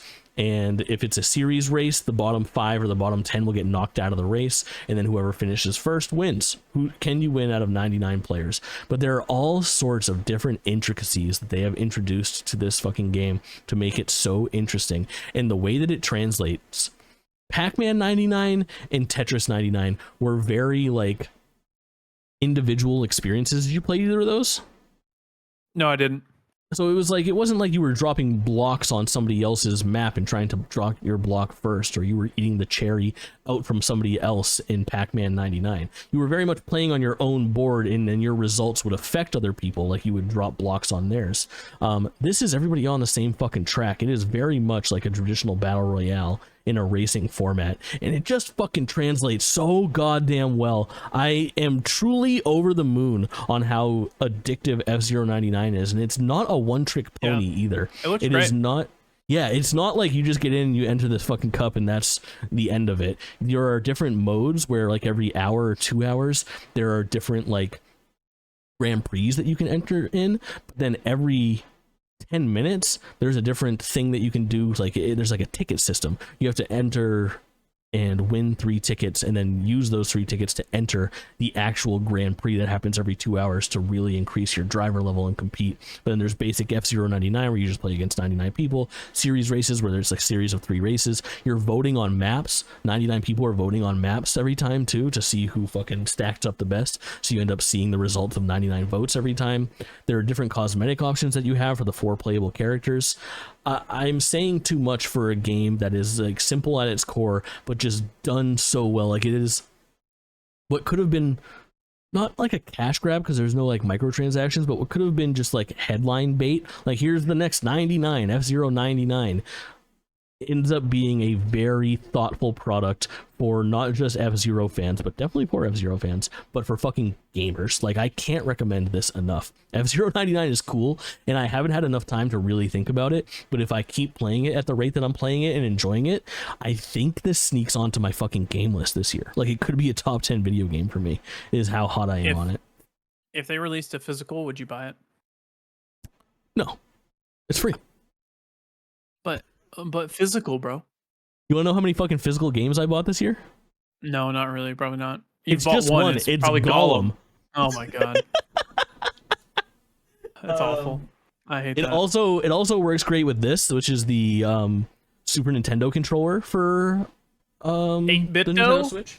No. This is the first party one. This is made by Nintendo. So it's crap. And sold through the online store. It's great. No, it's $30. It's fucking awesome. Did you ever buy the N64 controller? Yeah, I got that one too. They're pretty both red first... box. Oh, yeah. You took it out of the box? Yeah, I use it all the time. I play it. I have the boxes for both of them.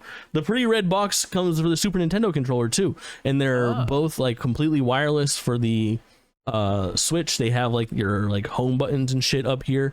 Connects. Cool. It's flawless, and it's great for somebody like me who I do stream and play a lot of retro things, and to have that. I've talked about it before, but like playing Super Mario 64 with a modern joystick without the 8 fucking octagonal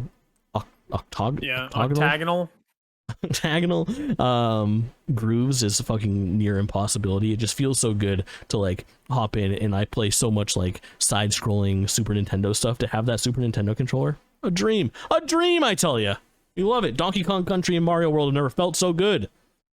That's fair for sure. But F-Zero 99, red fucking hot, and interested to see how it will be supported. I think that's going to be really interesting. I'm not positive what they're going to do with that game going forward, but I feel like there are so many like tracks in the F-Zero franchise that aren't a part of it right now that they could implement, and other like racers, they have like already skins and shit like that.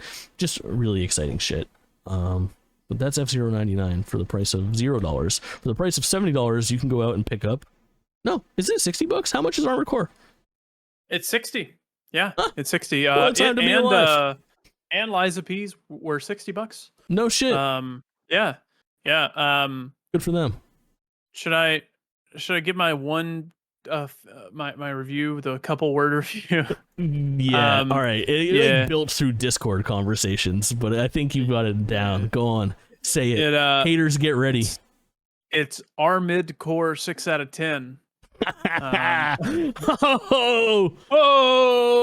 him! I think this game was good. Like, is 6 Any good? History fighting mechs? Yeah, 6 is better than people give credit for. They hear 6 and they freak out. 6s are my favorite video games. Yeah, so I have history on a PS2 game that I, for the life of me, cannot remember what it was. Like what the title was, what game it was, what franchise it was. I've looked it up. I've tried to find it out. But I can't remember what it was. It's just a vague childhood memory that I have at this point. It wasn't an Armored Core game? I don't know. That's the thing. I don't think it was. I bet I bet it was Zone of the Enders. So it was pretty colorful. That's what I remember. And there was versus mode that you could play locally against another person, or maybe more, I don't know. But it would drop you in this little arena, or not necessarily an arena, but just like a factory area or whatever. And that was an arena, and you could fight each other. Or it's got to be that or Robotech Battlecry. It could be Robotech. It could be. If I also tried to play the campaign, but I never made it past the first mission because it was hard and I was a child. Mm-hmm. If I replayed those games and played the first mission, I would know. I would know which one it is because I have that memory of. It's Robotech Battlecry or Robotech Invasion. We're gonna solve this mystery another time. Tell me about why Armored Core sucks. Armored Core is fine. It doesn't suck. It is a good game, but it's not my kind of good game. It is. I will let it be known. I beat this game. I completed it. I played all the way through the story. I thought it was pretty easy. Lots of people were talking about how hard some of the bosses were. I only had problems with like the chapter 1 boss. Aside from that, I beat most of the other bosses within 2 to 3 tries. And the final boss of the game, which is determined based on the decisions you make through the game, I beat on the first try. I somehow picked the bad ending. Somehow it was just the worst possible ending you could have. I picked it by making my decisions. The way decisions are made in this game is it pops you. It's a mission based game, so each mission could be anywhere between 30 minutes and 5 minutes. Like there are some short missions in this game, and occasionally 2 missions will pop up and you pick the one that you want to do, and then that will change the decisions that you make. I didn't realize that until it was too late. I would just always pick the top mission and go with it. So I made a bunch of decisions without realizing I was making decisions. And decisions don't matter when you don't really care for the game, to be honest. Yeah, so I played through it. I listened through MinMax's Deepest Dive, which I love their deepest dives on stuff. But I just feel like people are stretching for like what this game is. Like they're like, it's a story about the human condition and how we all struggle against capitalism and evolution. Sure, it is to a point, but yeah. And well, I just think people dig in too deep on this stuff sometimes. It's just a big robot go boom. That's pretty much what it is. And I just was left. I left this game without thinking about it, if that makes sense. Yeah. Like it seems like a interesting like conundrum. The game itself being like a FromSoft game, and FromSoft having this kind of like renaissance since the last Armored Core release, and this one coming out. And I think that there's some weird gatekeepy stuff with the fandom here on Armored Core 6. There is, yeah. Absolutely. Like the new people think their shit doesn't stink because they're FromSoft fans and they come from the fucking like Dark Souls, Bloodborne universe. And then there's the other ones that have been here and they've been doing mech games forever that have their own complexes about what this game is or should be or why you should like it. And then there's I don't know. It's just a very interesting release, and it feels like it's already come and gone. And I don't think it's going to be like Starfield, where we're like, oh, it might be in conversations for Game of the Year. I don't think this is popping up on many Game of the Year lists. It'll be top 10s. Yeah? It'll be top 10s, but I don't think it's getting the big category noms. No, I don't think so either. It might get like action game or something like that. But it's not my kind of game. But if you like mech games, maybe it'll be your kind of game. It was a good game, but most of the time I judge a game by how much I think about it after I put it down. And I have not thought about this game since then, and I forgot that we were going to talk about it today. Don't worry, I got you. Something that I've not stopped thinking about since starting to play it is Sea of Fucking Stars. Have you jumped in? This. No, dude, there's just been so many freaking games. I don't have time. This is worth your time, man. No, you do. You do have time. And it, honestly, it is, you already know, like, it's for you. And it is all that in a bag of chips. Like, they have outdone themselves, and they have made a spiritual successor to Chrono Trigger that is just so fucking good. But it has this layer of comedy and cleverness that you could find in the Messenger. I'm not sure if you ever played that. Nope. If listeners or viewers have played it, you'll kind of know what I mean. It's this really strange, like, tongue in cheek, that's not even like cheeky humor, like it's just like kind of self-aware and breaks the fourth wall every once in a while to just the right amount to not take you out of a great fantasy story, but let you know that we get that we're making a game and you have to follow some tropes and shit like that. It is just JRPG fucking perfection. Like, if I had to stick a number on this game, I really am hard pressed to find knocks against it. Like, it's a 9.5 or a 10, but it's just by modern standards, you know if it's for you or not, basically. I've heard some people good. complain about the writing and like stuff like that, but I feel like people should know what they're in for whenever they start a game like this. Yeah. Like, this is not going to be the Last of Us level narrative. No, absolutely not. Like, you need to understand what you're getting into, but it just has so much going for it and so many cool mechanics that you wouldn't expect. There's like some crafting and cooking, which is like standard fare, but there's a fishing mini game that is pretty good and spread out across the world. There is a in-game, like, its main like side quest game, like think Gwent in Witcher. Okay. There is this thing called Wheels or Reels, and it is this fucking kind of like gambling combat game that is like one part roulette and one part chess that is so fucking cool and fun and well implemented that I fucking adore. There's overworld map traversal, which is really, really good. There is just so much going for this video game. I feel like we talked about it a lot, and I really dwelled on this quite a bit. You go back and listen to, I believe, our April episode. I dig into like the actual gameplay mechanics and talk more about like what Sea of Stars is. But if you just watch the trailer, you know if this thing is for you or not, and I can't recommend it enough. I am going to do you a favor and write it into your missed category in the GameList shared document, because I do think... You think I won't get to it? I'm just like, as of right now, you haven't, and it would be a miss for you just based on the things that you enjoy from video games if you didn't at least give it a couple hours. You know what I mean? It's just really good shit. I see your feel. At the same time that I wrote in Sea of Stars, Kaulin clicked into my missed category, and I see the fucking wheels turning in his head of like, what kind of shit should I stick in there? I've been a fucking very good gamer boy this year, is what I've been. I've played a lot of shit. But have you Stuff finished that I know that I Diablo? Liked. Have you played Dead Space Remake? Have you played I'm not gonna play that. Resident Evil 4 Remake? No, but you could put Resident Evil 4 in there for Mist, honestly, because I like Resident Evil 4 base enough that I would give her a fucking go. But I played like the demo. I feel like I know enough. It's not gonna make my game list. I feel like you should only have games on your game list for Mist category should only be games that have a possibility of making your top 10 games of the year. If it doesn't, so I can delete Chia then. You just don't know that Chia's got a shot. And Chia's got a fucking shot. You would love Chia. Everybody would love Chia. Chia's got a lot of heart. I still have half a mind to put Chia above Tears of the Kingdom, and I really think that, like, I think you should. On some days, I don't want to. I think Tears of the Kingdom is the best video game experience of the year and possibly of the fucking decade. Like, when you're in the midst of Tears of the Kingdom and just having, like, what do they call it? Emergent gameplay moments.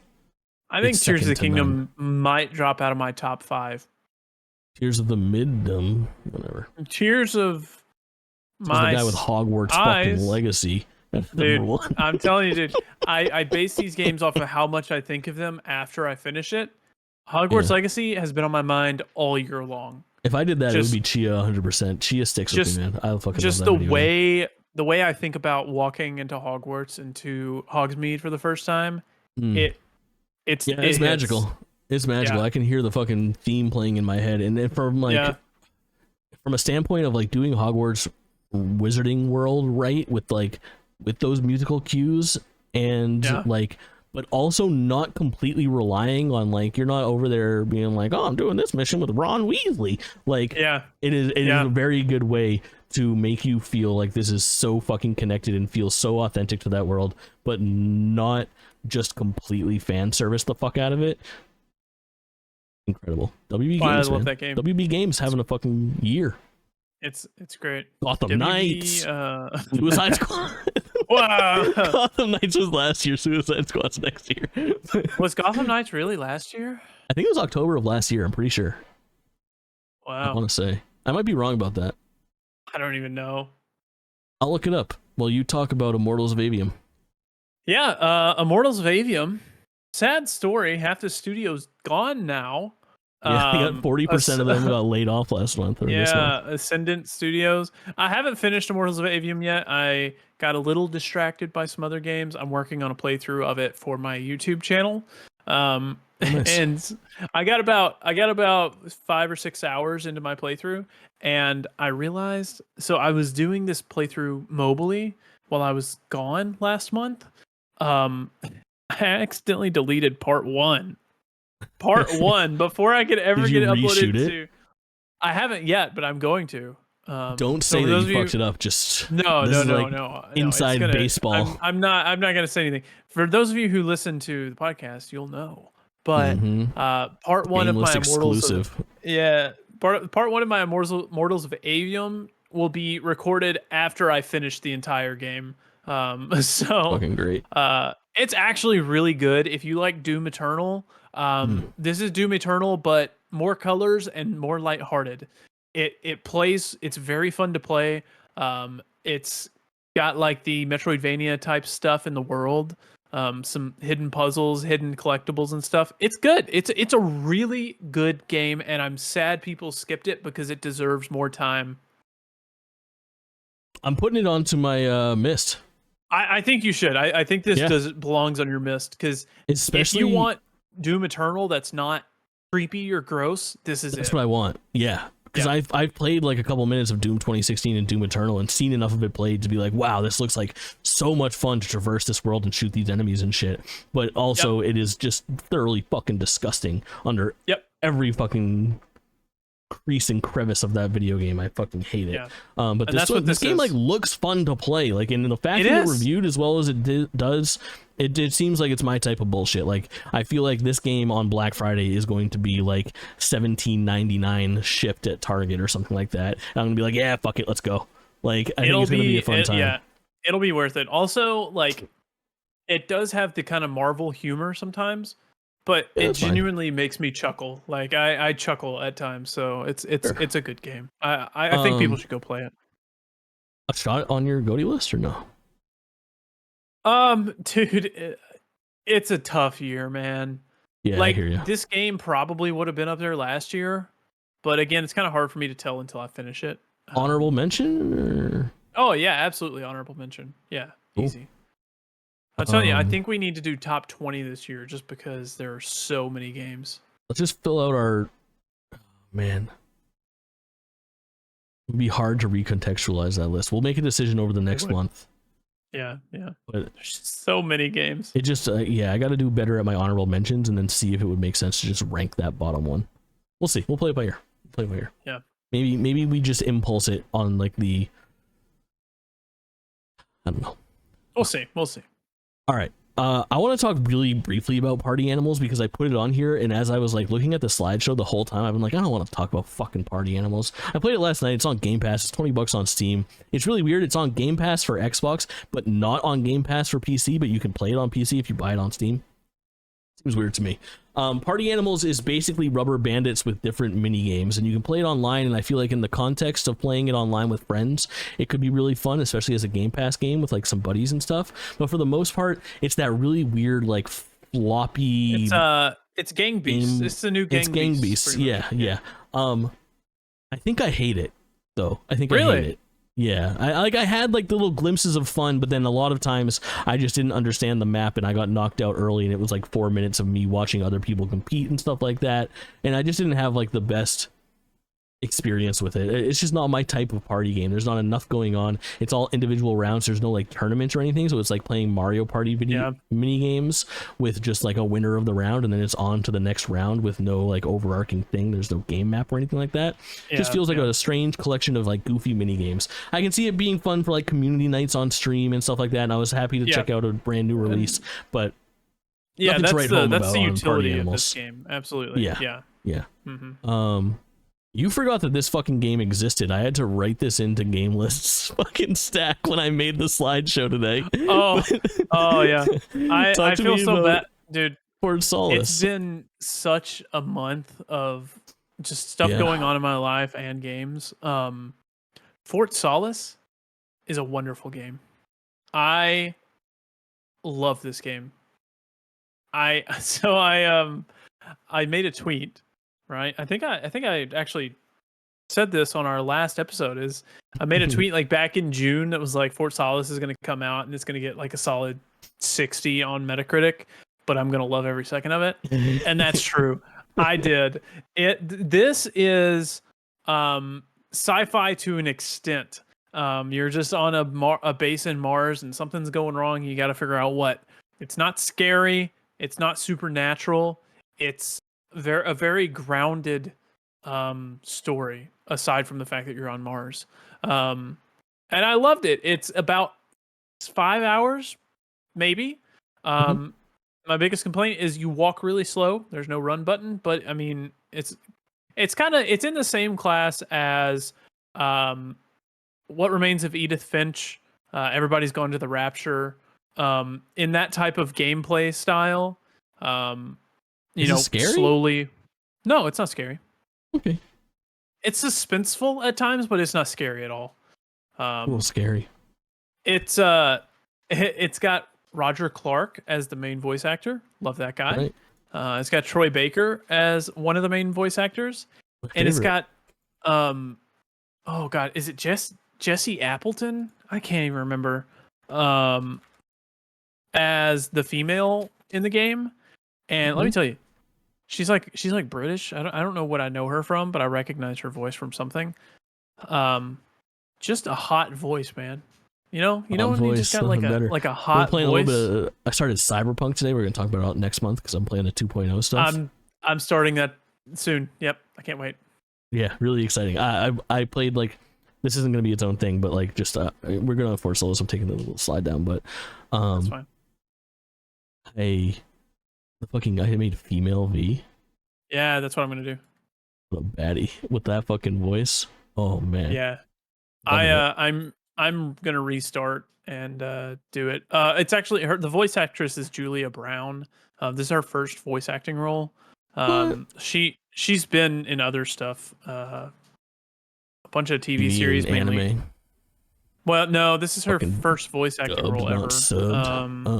The Last Kingdom. She was in The Last Kingdom. Foundation. Is Last Kingdom the fucking Matt Damon, Adam Driver, Ben Affleck movie? No, it's like a TV show out of. No, it's not that one. It's got a bunch of British actors that I've never heard of. But anyways, she's got a hot voice, and I like that. So The Last Duel is what I'm thinking of. Fort Solis is good. Don't skip it. It's like $30, I think, and it's worth it to me. So yeah. Narrative driven. The thing that you compared it to me privately that you didn't mention today that I thought was like okay, now I get a better understanding of what this game is as far as like what you do in it was Life is Strange. Yeah, it's very similar in terms of interactivity and stuff like that. Nice. Yeah. This is gonna be a painful segment for me, man. Oh fuck! I didn't change it. It still says Fort Solis. No. Version. This is gonna be a painful segment for me. I'm not very hot on Fort Solis. Final Fantasy VII Ever Crisis. Oh no, you hate it. I don't know. It's like not even that I fucking hate it. It's just that, okay, so Ever Crisis on paper is a really interesting video game where it is like the compilation of Final Fantasy VII all redone under one umbrella via a mobile game that is kind of done like episodically, like chapter 1 of you've played Final Fantasy VII Remake, so let me tell you what the first 2 chapters are of Final Fantasy VII. When you go into the menu, you have different campaigns that you can select. And right now, you can choose Final Fantasy VII, you can choose Final Fantasy VII Crisis Core, and you can choose Final Fantasy VII The First Soldier, which is the mobile game, that ill-fated Battle Royale mobile game that now doesn't exist. The only one that is unlocked is Final Fantasy VII. You have to reach a certain part in Final Fantasy VII's story to unlock the campaigns for Crisis Core and The First Soldier.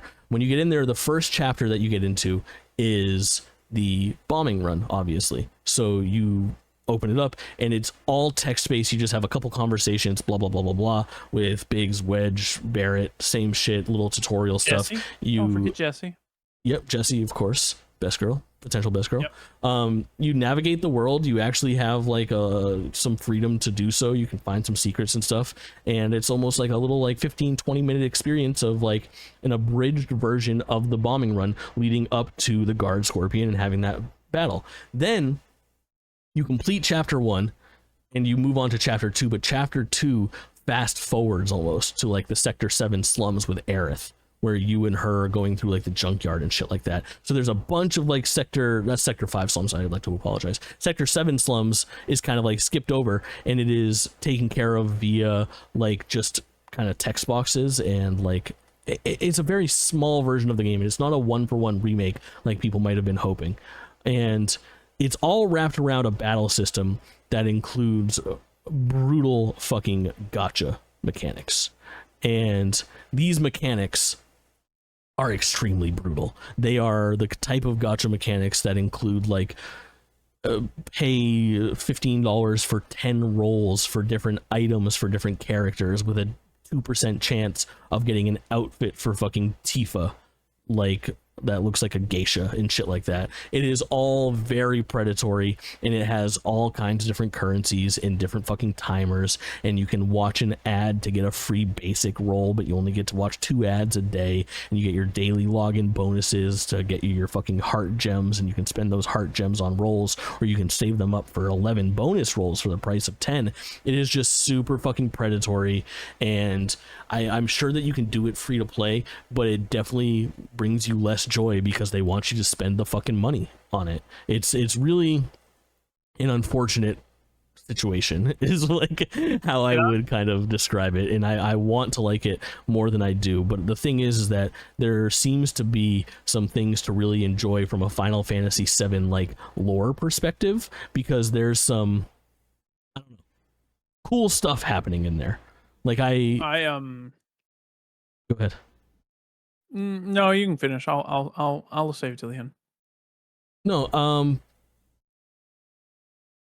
I think what I'm noticing is that there seems to be additional lore that's not available anywhere else in the Final Fantasy VII universe coming from Ever Crisis. Ever Crisis, despite being a recap of other games, does include supplemental material, and it seems like, from what I understand, is that this stuff is actually really cool, like character studies and deeper dives into stuff that happened before the events of Final Fantasy VII that are not showcased in any other video games, that are worth checking out and maybe finding YouTube cuts of. And then in addition, it may be a better way to experience some of the games that, like The First Soldier is Sephiroth's origin story, and it's a game that doesn't fucking exist anymore, so it's of course the best way to experience that story and relay it to us. Same thing I'm assuming for Dirge of Cerberus, which is like a PS2 third-person shooter, takes place after the events of Final Fantasy VII Advent Children and Final Fantasy VII base game, before the events of Final Fantasy VII. Fucking spoilers.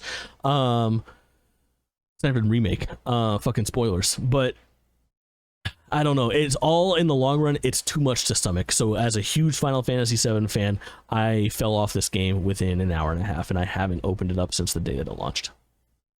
All right. I'm going to say, from the start, I knew this game was going to be exactly like this. The copium that you guys had to smoke to hope that they would put all this stuff at such a high quality in a mobile game for free, that was never gonna happen. This There's was high always quality gonna be, aspects to it. Okay, there's high quality aspects to my asshole. It doesn't. I mean, this was shit from the start. Like, I think like this was gonna be a terrible app from the very start. People got their hopes up for it, and it's like this was doomed to be like this. It's tough. It's a tough situation. This is a cash cow. That's all they want it for. Mm-hmm. They said, "Hey, Final Fantasy VII. Wow, that's still kind of popular. Yeah, you guys are fucking suckers. Impossible promise and milk money out of them for a Tifa dress. It's impossible to beat that idea." I know. Sorry, it's sad. You got what you deserved. I think you should have prepped yourself for that one. Good will come from this. I think that in the long run, Ever Crisis will be a game that's not unavailable to play 4 years from now. But there will be super cuts of Final Fantasy VII Ever Crisis, like story recaps of like, here's all the stuff that happens in Ever Crisis that you can't find anywhere else. Here is the prequel story of Cloud and Tifa. Here is the prequel story of Sephiroth meeting Glenn. Here is the prequel story of Aerith going on a fucking adventure. Like, that kind of stuff I think will live forever, and there will be value for this game in the long run. The value does not come from buying fucking spins of the wheel. The value from this game is to make sure Square Enix doesn't go bankrupt so they can make Final Fantasy VII Remake Part 3. That's about it. Tough times apparently, but we're gonna dig into Rebirth in a little bit here for sure, because it popped up recently as well, which I'm super hype on. Let's go for this. Is like a last minute addition. You were like, I want to talk about this, and I have no fucking idea what it is. Connections, group words that share a common thread. What the fuck are you talking about? Yeah, so this is it's like the new New York Times game, similar to Wordle. So you load in, and there are 16 words. Of those 16 words, there are 4 groups of 4 words. So there's like an easy group, a medium group, hard, and an extra hard group. Today, for example, I'll give you the solutions just for today, because we will post this after, so it won't be spoiling for the listeners. But you just Google connections, and the first thing that pops up is the New York Times thing. So there were 16 words today, and they're all scrambled up whenever you load in, and they're all like gray little squares. And Jake's playing it on screen right now. So you have to find the thing that's similar in the 4 groups of 4 words. So if you look, I'll kind of help you along this one. There is bus, car, motorcycle, and truck. If you group those, that is the easy grouping, and it is motor vehicles. The thing is, if you're watching the video version, Jake just clicked scooter. There are overlapping things that will trick you like this. So Jake just got the second one: bartender, host, server, and chef. They are restaurant workers. The next group, you're kind of working up in difficulty. Today was actually an easy one. So you just guessed dog, gonzo, animal, and piggy. So the thing here is you have to find the grouping here. And I found today's grouping. It clicked for me. Do you want a hint, or do you want to keep trying it? Well, now I feel like I fucked up. Well, you got you got it right. Things. If I get it right, is it right? Yes, if you get it right, it's right. So there you have 8 words left, and there are 2 groups of 4 words that are the same. It's fucking Muppets. It's Muppets. It's Piggy, Beaker, Gonzo, and Animal are fucking Muppets. No, fuck off. Animal, Beaker, Scooter. Is it not Miss Piggy? No. Oh yeah. Okay. It's not. Yeah. So it tricks you by having that piggy, and now it has hand-foot related slang: digit, dog, mitt, and piggy. Got it. I didn't realize that hand and foot related, because I have nothing for this 4th category. I never would have got that. That's got to be the one that everybody gets last, right? Yes, because it's purple. It's the hardest one. All right, so I kind of ate just now. Yeah, you did pretty good for your first try. Yeah. That's so fun. Like yesterday it was. I think I took a screenshot of it. I didn't take a screenshot of it, but yesterday, like the day before, there was a group that was laundry, jokes, towel, and like something else. And the grouping was they can be dirty. So like dirty laundry, dirty jokes, dirty stuff like that. Asshole. Yeah, there was 8 2 1 and something else, but it was ATETOOONE. So it was like it was homophones. It was things that were written differently but sounded like a number. So there are weird groupings and stuff like this that it tricks you. It's just a fun once a day mind game type thing. Cool. Good pull, man. Good share. Yeah, it's fun. I feel like that'll be introduced to somebody that's listening to this for the first time, like it was for me. I'll check that out. That's the kind of thing I love. I love a little daily brain teaser like that. I fell off Wordle pretty quick, but I did too. I'm not a big Wordle guy, but this is more fun guess than the game. You used to do it with me on stream for sure. Yeah, bro. Yeah. I was carrying your. Yeah, you were kind of. You were kind of eating. No doubt. This is an interesting one. So I was like super hyped. There was a Super Mario Wonder direct a couple weeks ago, and it was at fucking like 9 in the morning or something, and I don't really get up early like that, but I stayed up very late, so I was like, I gotta fucking get on and like do something before this show. And I decided to hop into what is technically the last 2D Mario game pre-Mario Wonder, and it's New Super Luigi U. Are you familiar with this title? No. So the last full Mario title that was side-scrolling was New Super Mario Bros. U, which is the last entry in the New Super Mario Bros. Universe, right? There's like a couple DS, there's a DS one, a 3DS one, a Wii one, a Wii U one, and this is the expansion to that game that originally came out on the Wii U, and I played it via this New Super Mario Bros. U Deluxe collection that's available on the Nintendo Switch. And what New Super Luigi U is it's like a, I don't even want to say remixed version. I guess it is though, because it uses the same map. It just kind of like changes the order. It's a full Super Mario game. It just takes place on shorter levels. So the emphasis on Super Luigi U is that it is a more difficult version of a Super Mario Brothers game. Luigi controls the way Luigi always controls. He jumps higher, but he's more floaty to control. So he kind of like skids and doesn't stop short the way that Mario feels very like crisp and clean with his movement. The other thing about this game is that there's an emphasis on playing it the way that I kind of always play Mario side-scrolling games, is you're basically supposed to haul ass. It's not like an endless runner or anything like that, but the levels are all kind of designed to maintain momentum, where you should try to like learn the levels almost like a Dark Souls boss, where each level, like, you need to remind yourself that you need to go high, low, and then high, because that's the way that the shells pop out at you. Or you need to jump over this gap and this gap at the same time. You can't do a short jump here. If you hesitate, you'll fucking die. And all of the levels have a 60-second time limit. So you ever play a Mario level where at the end it goes and then the fucking music comes in, it's like starts going fast because you're almost out of time. All of the levels start with that sound. Like, it gets fucking intense right off the bat. So you're immediately like, oh shit, I gotta go. I honestly think that secretly, New Super Luigi U is a top 5 Super Mario Brothers side-scroller. Like, I would consider this up there with as, like, tight and entertaining as, like, Super Mario Brothers 3, Super Mario NES, and Super Mario World. And then I'd put maybe Super Luigi U. Like, it is fucking really good and very cool, and like honestly, like a hidden gem. I wonder how many people have even played this game. Can't recommend it enough. Yeah, I don't know. Probably not that many. Yeah, for a first party Nintendo game, it kind of snuck out. It was part of like the Year of Luigi promotion in like 20. The Year of Luigi.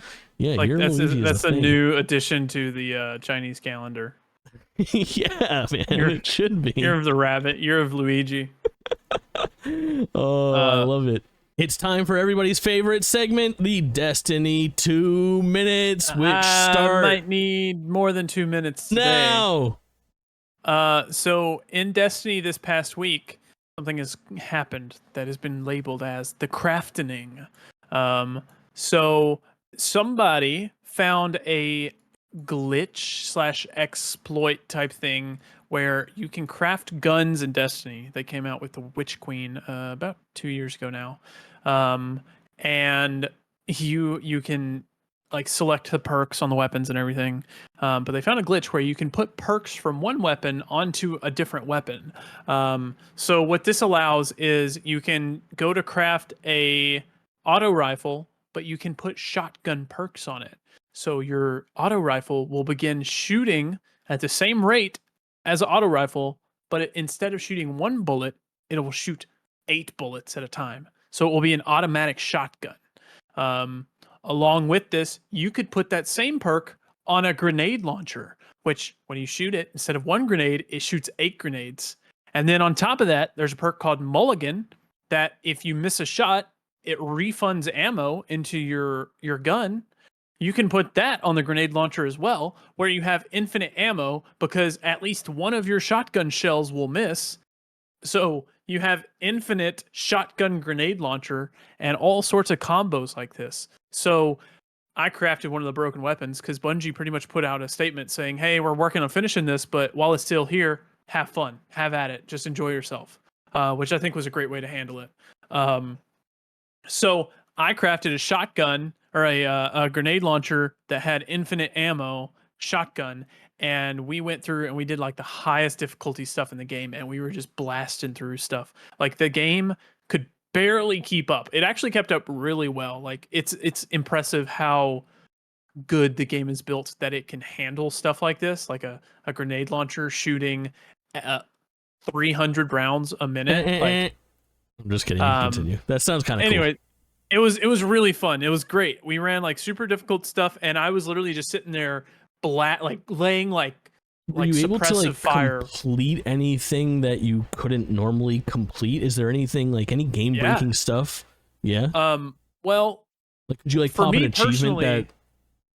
Yeah, for me personally, I did. So there was one thing that I had to complete a dungeon solo, which a dungeon's pretty much like a mini raid for, well, if you don't know Destiny, you probably don't know what a raid is either. But a dungeon is a mission that's like an hour to 2 hours long that you play with 3 people, and there are puzzles and there are boss fights, and that sometimes they're hard. And there are trophies, or not really trophies, but triumphs within the game for completing them solo.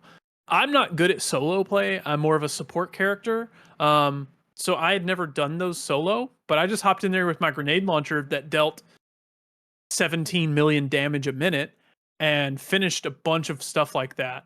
And I got a bunch of seals that I wouldn't have otherwise. And you know, a lot of the hardcore players are like, hey, you shouldn't do this. I worked hard. I grinded for this. And it doesn't mean anything. Yeah, they're just gatekeepers. But I had a great time. We played like Grandmaster strikes, which are like some of the hardest things in the game, and we just tore straight through them because we had just like God. That's pretty cool. It was really fun. It was the most fun I've had with Destiny in a while. And me and my buddy hopped in, same one that I played Youngblood with. We hopped in and we had a grand old time. They've since fixed it, but they let it go for about a week, and It was a really fun week of Destiny. One of the better Destiny 2 minutes that we've had in a long time, and it went a little long. Yeah. We'll allow it. It'll get you to Destiny 5. I don't know if I've mentioned it, but the new season's really good as well. Nice. Yep. I've been playing one of the greatest video games of all fucking time, baby. Actually, one more thing. We can ignore Kingdom Hearts. The new raid came out, which was a reprised raid from Destiny 1, Crota's End. It's really good. Me and Captain Stubbs completed it together not long ago. Oh, too. Cool. You play with Stubbs. Yeah, playing with Stubbs. Friend of the show. Friend of the show. Love that. Yeah. Very dope. Anyways, we can skip past Kingdom Hearts now. No, I don't have much to say about Kingdom Hearts. I'm just playing through what I have a thing where once a week I try to I have like 20 games that I really want to, like, I have 16 games that I really want to play, and they're all programmed onto a wheel, and I have them installed across different platforms, and my chat and I spin the wheel to see what we're going to play tonight. But there are a couple games that are like rewards for me if we land on them, and a couple that are like punishments. So like Gollum and Echo the Dolphin are on there, and those are like chat's favorite things to watch me have to suffer through. And I have like Final Fantasy VII and Kingdom Hearts on there, and the wheel spun fucking Kingdom Hearts, and obviously I'm now 4 streams in 10 hours, and like I'm just doing a full Kingdom Hearts playthrough, and it's game isn't aging the best. I still think that Kingdom Hearts 1 would have a great remake in 2023, like in the next few years. If they wanted to remake that game from the ground up, it would be awesome, because it's the only one that I feel like doesn't quite hold up to modern standards of video games. But I would love to see a new coat of paint on it. But either way, it's fun trudging through that, and I think it's going to start what is probably like a core Kingdom Hearts games playthrough. I think I'm going to have to play once I finish 1, I'm going to want to play 2 so badly, and that game does fucking hold up. And then probably 3, and then I feel like Birth by Sleep is the right thing to do. So expect maybe I will start, if I continue the playthrough, maybe we'll start the Kingdom Hearts 2 minutes, and we'll do that alongside the Destiny 2 minutes. You like this idea? Yeah. Sure. Could be good. Could be good. That's what I got for what we've been playing. Let's just take a quick peek at our game list. Of course, all subject to change, but as of right now, my game of the year is still Zelda Tears of the Kingdom, followed by Chia, then Xenoblade Future Redeemed, Street Fighter 6, Hogwarts Legacy, Starfield at number 6, Final Fantasy 16 just under that at number 7, Theater Rhythm, Final Bar Line still hanging up there. I feel like that game, other things might slide up and down from there, but Theater Rhythm will be on my game of the year list. Sea of Stars hanging out at 9, new entry, and Jedi Survivor just barely hanging on at 10. You want me to read yours? Or want you to do it? You go through it. You're good at that. Kaulin, starting at number 1, has Hogwarts Legacy, then Oxenfree 2 Lost Signals. Number 3 is Zelda Tears of the Kingdom, followed by Jedi Survivor, Resident Evil 4, Remake Dead Space, Remake Dead Island 2. I like to see that on there for some reason. Destiny 2, really Lightfall, good, yeah. Dredge, and then just hanging out for right now is Final Fantasy 16. If you are a listener of GameList, and we would have told you at the beginning of the year that Kaulin will like Final Fantasy 16 more than me, and I will like Starfield more than him, we would have said, stop listening to our podcast. You clearly don't know anything. Yeah. But that's how it's panned out, man. Truly. Crazy. Really a crazy fucking... It's really weird. Turn of events. Let's jump into the news. We already talked about Xbox. Let's jump into some, I guess, kind of unfortunate news that we haven't talked about. Your boy. Yeah. Striking Distance Studios, Glenn Schofield, Call of Duty fame, Dead Space fame, and most recently founded this studio to work on the Callisto Protocol, is leaving the startup that he founded. You got something? I don't know. So Striking Distance is owned by Tencent. I feel like Glenn was pretty passionate about what he made with Callisto Protocol and the studio that he built. I don't know if maybe the failure of the Callisto Protocol kind of pushed him out or what, but kind of makes me sad to see him make this studio, push one game, and then just bail. Like, I don't understand what's going on behind the scenes. Dude, I think he's like real old school. Like, he's that early 2000s video game producer director whose mentality on things I think has aged poorly. He had that weird quote come out late last year about like kind of bragging about crunch, about how hard his team is working and stuff like that. And I don't know, he's got an abrasive personality. If you've ever seen him doing an interview or anything like that, he just seems like a guy that behind closed doors, when you're having a one-on-one conversation with this guy, he's saying some probably pretty foul shit. And probably, like offending like the work staff. Like I got a bad feeling about Glenn Schofield, and I feel like it's all out there. It's no love lost for me, but it is a weird situation for, like, I mean, what happened? That studio probably closes now, right? Probably. I don't feel like it has the legs to make it on its own. Like, I don't know. That's the thing. There's so much unknown about this. It was just a story saying, hey, he's leaving, and then silence. It's so, I don't know. It's a weird, something stinks is what I'm saying. Something stinks. I agree. Yeah, it definitely does. I don't know. I don't have like much more to say about that. It's just, no, I don't either. Somewhat unfortunate, I guess, but it'll be interesting to see how it all shakes out, because I don't think we're getting Callisto Protocol 2 at this point. I don't know what they were working on. I wonder if something behind the scenes was going on. Yeah. The answer is probably yes. I don't think we will either. And it makes me sad because I want Callisto Protocol 2. I thought it was a good game. I think that ship has sailed, but You know what ship hasn't sailed? Supergiant Games working on Hades 2. They gave us a really brief update, which I just appreciate the transparency, and they answered a lot of questions of like, hey, when can we expect Hades 2, which is confirmed to launch in early access? And they basically said in so many words, the answer is 2024 at some point. Stay fucking tuned. And I think they hit the nail on the head when they were like, well, it's early access. Why not just give it to us now? And their plan was that, I guess what they said was they want Hades 2 to launch more feature complete in early access than Hades 1 launched in early access. And apparently, I think the vast majority of people didn't play Hades until it hit its full like 1.0 release. So I'm not quite fluent on what was available and what wasn't when Hades 1 came out. But all I know is when it comes to Hades 2 and Supergiant, whatever the fuck you're doing is the right thing. I couldn't be hotter on a video game. Like which this really hurts my fantasy critic, because this was my number 3 pick. Yeah. So true.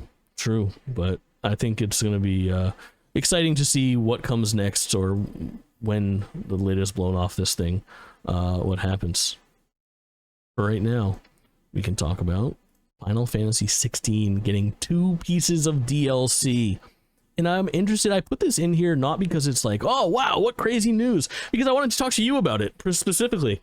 And I think we were both kind of like middle of the road on Final Fantasy 16. You maybe even a little bit hotter than me. The more I think about it, kind of like Starfield, the less hot I get on it because of the way that game is laid out. We talked about it a lot on last month's episode if you want to hear more of our thoughts on that game. But for me, extremely strong first like half of the game, and then it had a weaker back half.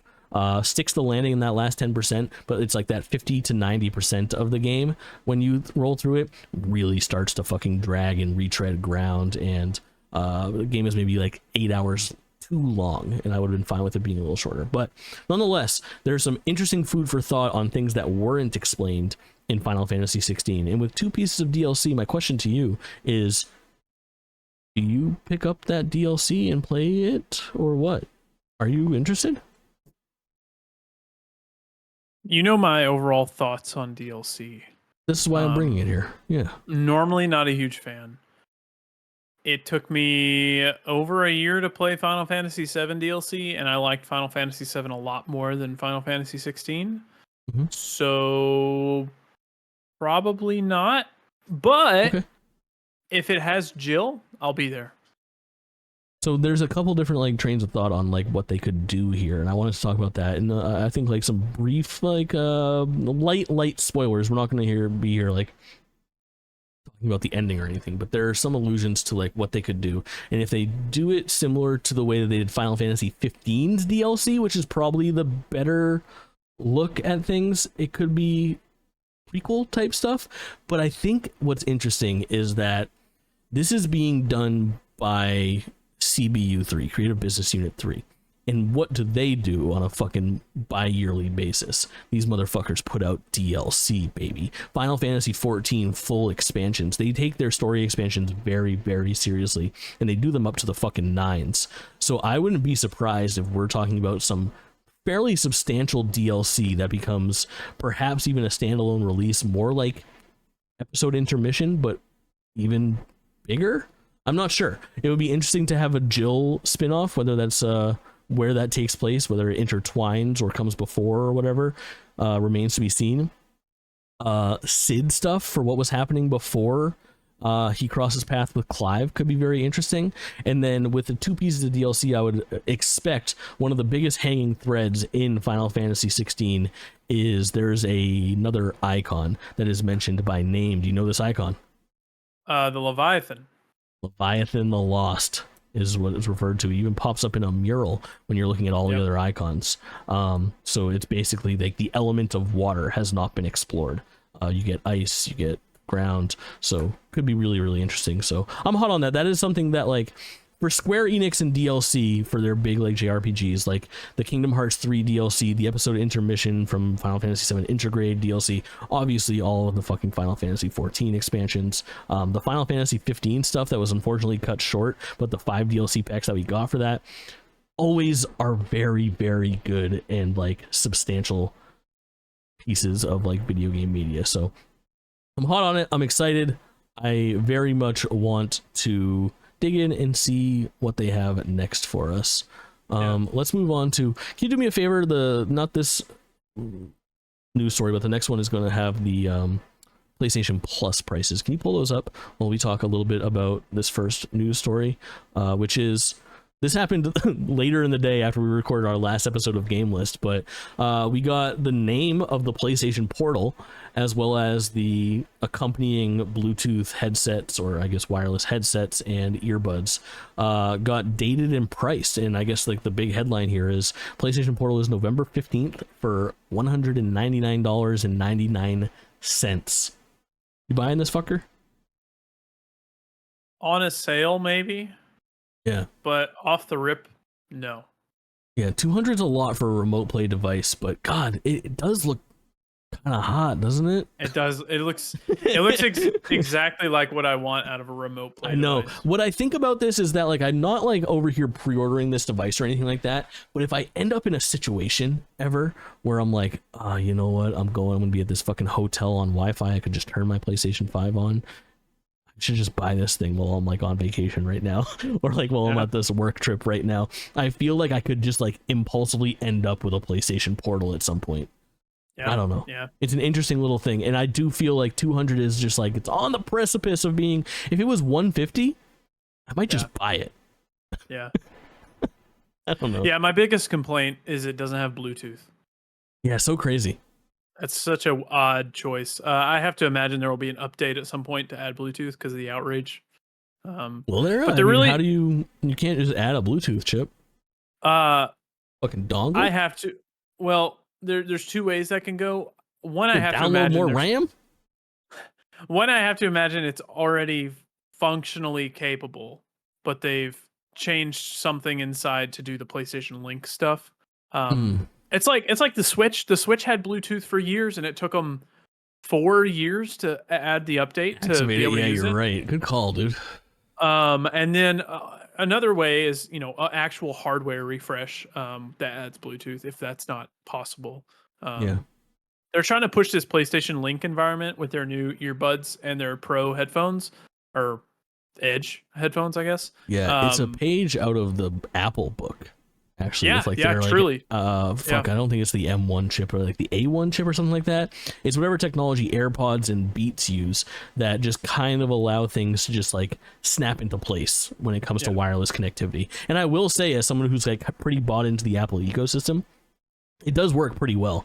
It gets super fucked up though when you like want to use your AirPods for anything else, and then you have to like connect them traditionally through Bluetooth and then reconnect them to your Apple products. But when you just live a life of like, oh, I'm gonna pull my AirPods out and take this phone call, god damn, that shit is fucking slick. Yep. Definitely, absolutely. I use my AirPods every single day. Yeah, I use mine probably every day as well. Like, I'm very like put on a podcast and walk around the house and do some shit and fold my laundry and that kind of thing. Pretty cool. For sure. I mean, I like extra hardware stuff. Putting out more hardware doesn't hurt anybody. It just adds a pair of more DualSense Edge owners. Any Edgers? Any Edgers in chat? Edgers in the chat? We are the people that is catered towards. I wonder who gets one first. Whatever thing.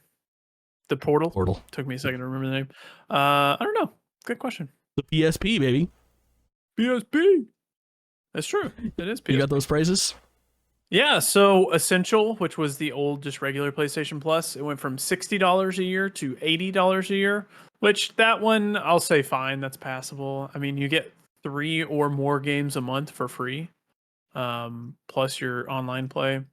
Extra went from 100 to 135. That's a 35% increase. That's a lot. That's a lot.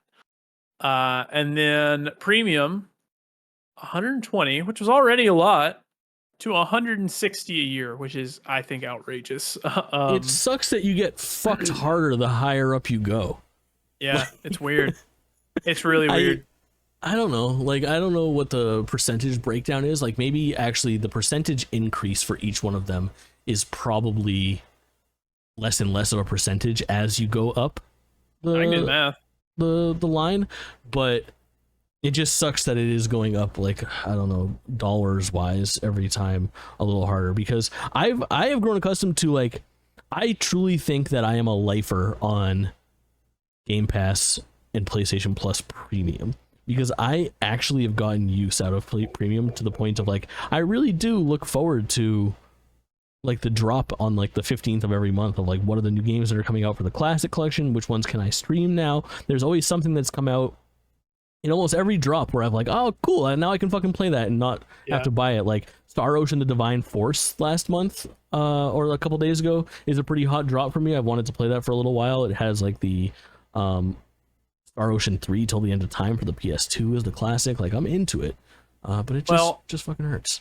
It's about a 33 to a 35% increase for all of them, so it's pretty even across the board. But the thing they do here is, I mean, they've got me in it, is half of my digital, like the majority of my digital library are the games that I've gotten through PlayStation Plus, and as soon as I canceled my subscription, I lose access to all of those. Correct. Yeah, you got to renew. So it's like if I want to play those games, I'm stuck.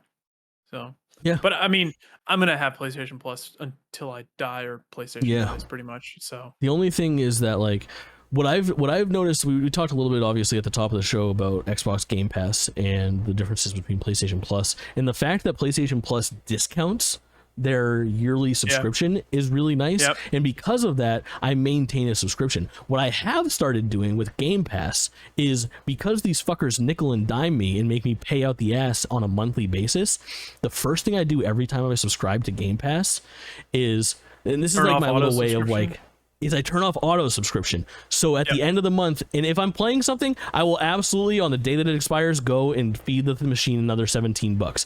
But just saving on, like, the 6 days of, like, oh, I didn't realize my Game Pass had lapsed and now this thing is coming out and I want to play it, or oh, I tried to log in and play Starfield and I couldn't 2 days later, I'll do it. I feel like I'm only going to subscribe for, like, 10.5 months a year instead of 12, just by doing it that way. That's $40. So Exactly. So I feel like that's a cool little, like, strategy to be like, oh yeah, you fuckers. Like, I really think, like, for the vast majority of people, they will just keep that on and they will make more money off of them charging them monthly, no doubt. But for the ever so fucking sly outlier like me, I'm gonna fucking stick it to them because I can, because of this. If you guys would have just given me, like, a fucking 20% discount on the full year, you probably would make more money off of me than me and my new fucking strategy here. So whatever. Absolutely. What can you do? Absolutely. Let's move on to Nintendo stuff. Did you watch any of the Mario Wonder Direct? Sorry, you said Nintendo and I yawned. On this show. You know the rules. I did not. I do not care about this game at all. Oh, I'm so fucking in on this game. They showed off so fucking much at this event that came just, like, I think 2 weeks to the day before a Nintendo Direct proper, which barely showcased Super Mario Wonder at all. But this was Nintendo's deep dive for really what is, like, their big holiday season game. And they showed off a bunch of stuff for Super Mario Wonder outside of its new, like, graphics aesthetic that it's had. They showed off more, I think, than anybody was expecting for changes to the Mario formula. Interestingly, one of the things that I think is the biggest departure, and tell me if this is, again, I'm not trying to sell you on this game because I know that you're not going to end up being, like, a Mario fan or anything like that all of a sudden, but you've played, at least at some point, you've played New Super Mario Brothers for the Wii co-op, right? No. The side-scrolling Mario where you can play with multiple people? No. Really? Never played it. Well, you're missing out on one of the finer things in life. But the thing about that game was each of the characters would control a little bit differently. So you had Mario who would control like Mario, but Luigi would jump higher and have a little bit of float to his jump. You spend more time in the air. Princess Peach could hover in place. Toad was the fastest character in the game, or was like low to the ground or something like that. Everybody had like a little bit of like an asterisk on how they controlled as you picked them. But in this game, every character controls identically, except for Yoshi and Nabbit, who are characters that can't take hits. They're kind of geared towards like kids playing or like companion characters. But in return, they're introducing a badge system for this game, and this is really cool to me. It's basically like a selectable perk where you can choose 1 or 2 of them that can give you abilities like staying up in the air longer, or you get a fire flower at the beginning of each match, or when you jump it's like a POW or something like that. Kind of cool, and an interesting thing where I think when it comes to like replaying, like time trialing different levels, your badges will actually matter and add some gameplay variety. Like you won't be able to access this door up on the top right unless you take double jump or high jump or something like that, which I think is a pretty cool addition. They showed off, you know, some of the normal things that you would expect to see, some cool new power-ups and some new gameplay mechanics, but for the most part just kind of a deep dive into what's a pretty exciting new Mario game. The other thing that I think is just worth noting is that there's not traditional online functionality, but there is a really wild ghost system in this game where you can in real time play with other players, but your characters do not exist on the same playing field. So you and I could both load into the game and I would see your character, but it would be like transparent. So if I jumped where you were standing, I would not bounce off your head like I would in New Super Mario Brothers games. I would travel through you and we would both be progressing in the same way, so we could kind of see each other. And it has almost like a, if you're not there playing in real time, it has a system kind of like Elden Ring or FromSoft games where you can like leave notes for each other. You know, like you can like be like enemy ahead or whatever, and then upvote it. It's got that where it's like you can write like triple jump and then see that pop up, which is pretty cool. So some cool stuff. The Super Mario Wonder Direct is worth checking out if you are into it, and if you're not, I don't think it's going to sell any new copies. That's for sure. Can I say something that's going to piss off all the Mario people, all the Nintendo people? Mm-hmm. People are talking about how the new art style for this game is just like so cool and stuff. There's an elephant. There's an elephant. You can be an elephant. This looks like the same shit we've gotten for the past decade in Mario. It looks exactly the same as everything else. It's a valid thing. It doesn't look exactly the same. There, to the naked eye, to the non-Mario fan, I can see where you would say that. It does look like an extension of the new Super Mario Brothers graphical style, which I think was very bland and nothing to write home about. And I am surprised that it didn't go for something more drastic. I think about like Kirby's Big Renaissance with like Kirby's Epic Yarn. Or like Yoshi's Crafted World, something that would be like a more drastic departure would have been nice. I would love like an actual like 2D Mario, like hand-drawn art style, something more akin to like Yoshi's Island. Do you know that art style? No, maybe. It's fantastic. Google Yoshi's Island screenshot. Okay. But yeah, I get that complaint. It's definitely not the prettiest looking game even still. I think it's got some more graphical flair, but valid thing to say. But that's not really why you come to Mario. Yeah, just don't come to Mario. You come to Mario because he's hot. I come in Mario. Oh yeah, GameList, baby. It's not for kids. Oh, not for kids. Don't let your kids watch. I hate it here. Yeah, Mario. Shit. I won't be playing it, but I'm glad you will be. Yeah, I certainly will be. There was a proper Nintendo Direct on September 14th. It was exactly a week ago that had some really interesting stuff. I will run through the headlines. You chime in when I prompt you to, or when you see fit, if there's something that you want to contribute to or something that interests you. All right. The first thing that they opened the show with Splatoon 3 Side Order, which I'm really excited for, and they kind of blew the lid off of it. It's a really interesting visual aesthetic to Splatoon 3. It was teased at a Nintendo Direct this time last year, where everything is white and you're able to kind of like paint it and add the color to this world. But what they introduce is that this DLC is basically like a roguelike, where you're going to be grabbing attributes and making runs via an elevator to different floors of a building and painting it in that way and trying to get like high scores in co-op and things. I think is a really cool twist on Splatoon. Kind of excited. It got delayed out of the year, right? It did, yeah. 2024 for Splatoon 3's Wave 2 DLC, Splatoon 3 Side Order. Nothing to write home about, but we did see an updated look at Prince of Persia: The Lost Crown. You're into this, right? Yeah, No? I guess. I probably won't play it. I mean, I'm happy it's coming out, but it's not my kind of game, I don't think.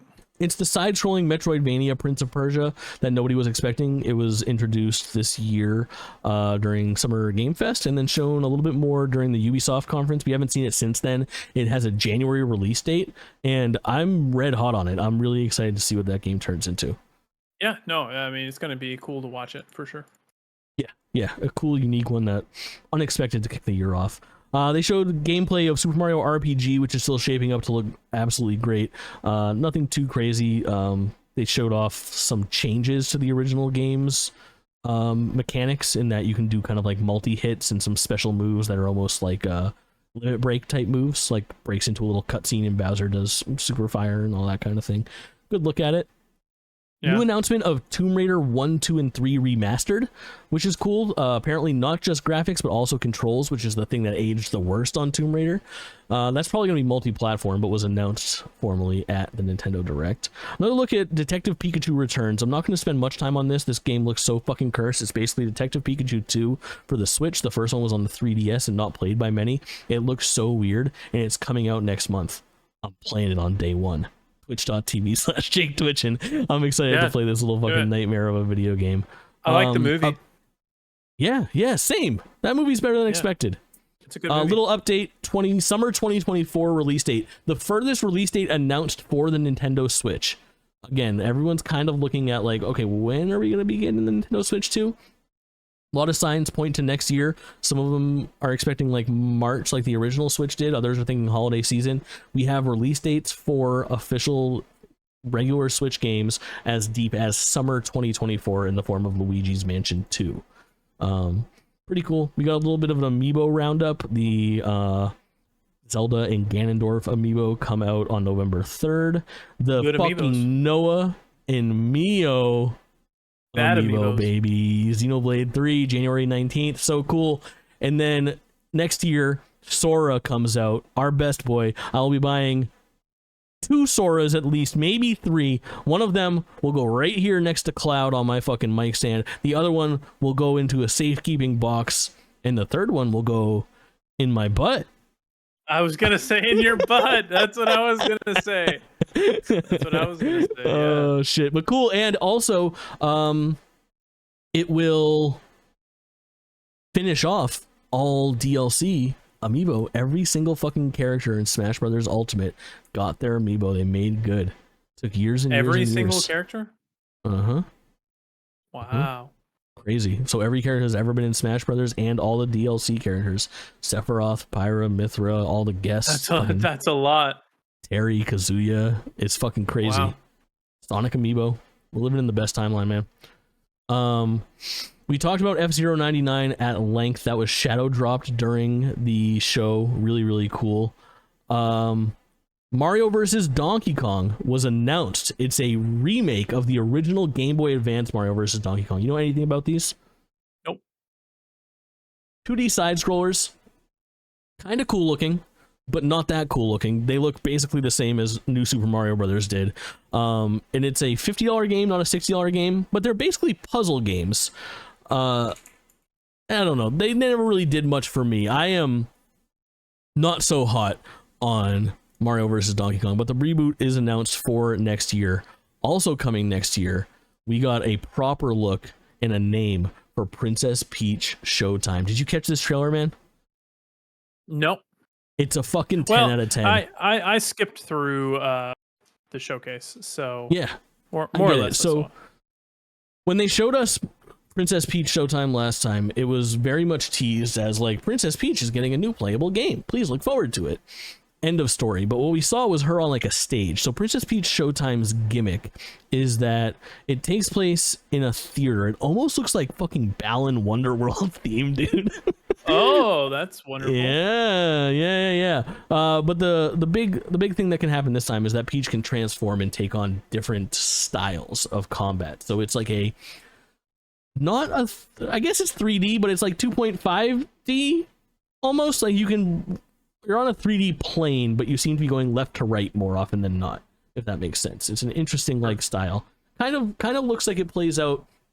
The most similar video game that I can compare this Peach game to is Kirby and the Forgotten Land, I think, where it's like 3D, but it's not big, vast, open environments. It's fairly fucking linear, almost like Luigi's Mansion or Kirby and the Forgotten Land. But Peach, much like Kirby, can transform and put on different costumes for this like show that she is at. So there's like a swordsman, there's like a chef, there's a fucking pirate, there's a bunch of different things going on where that give Peach different abilities. And the game looks really, really slick. It looks like the graphical fidelity of like Luigi's Mansion, which I think to date is still the best looking game on the Nintendo Switch.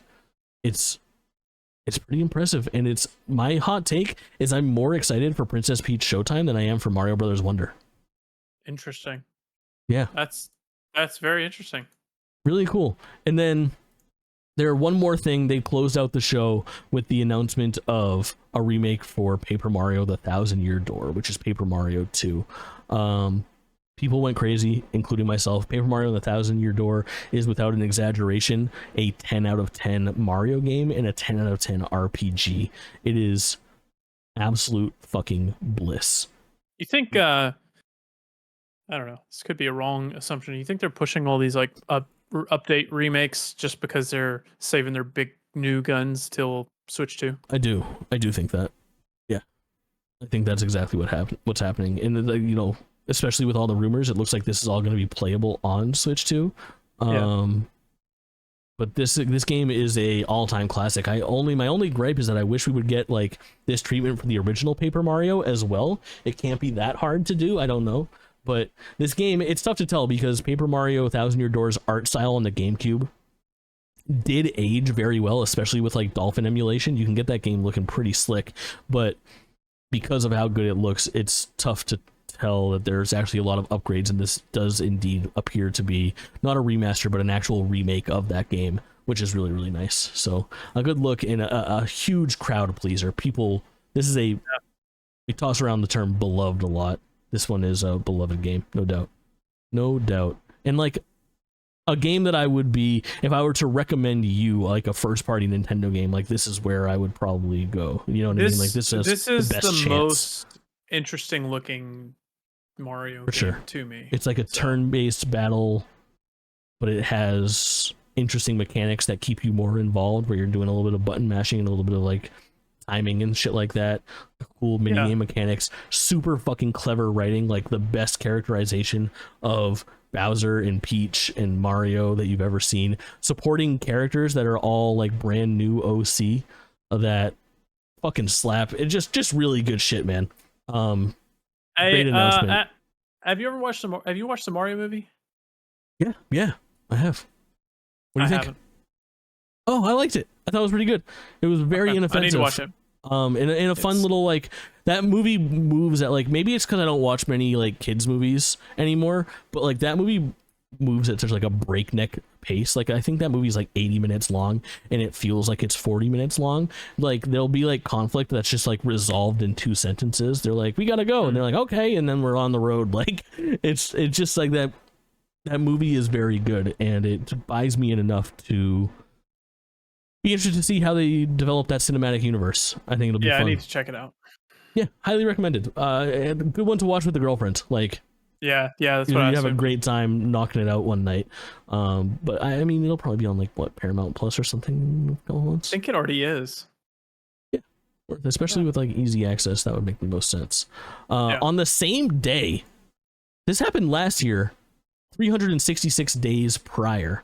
The fucking Nintendo Direct was on 9/14/23, and I think it was 9/13/22. They announced a Nintendo Direct, and then 4 hours later, Sony announced a fucking PlayStation State of Play for the same day, hours later. And they did it again this year. Nintendo announced their Direct, Sony announces their State of Play following it immediately.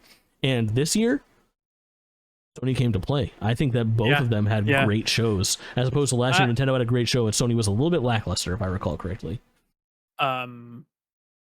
Yeah, I think the State of Play was phenomenal. Yeah, a good end of the year kind of wrap up. Here's some stuff to look forward to.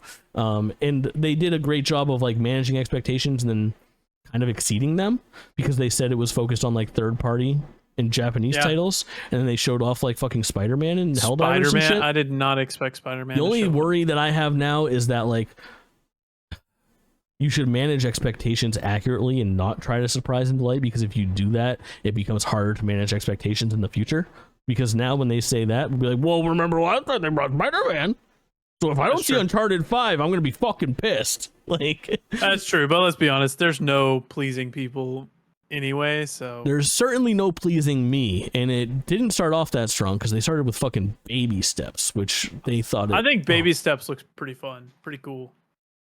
It does. It's going to be Twitch's favorite game for 10 days in 2024. Yeah, I'd give it 14 days. Tell us about this game.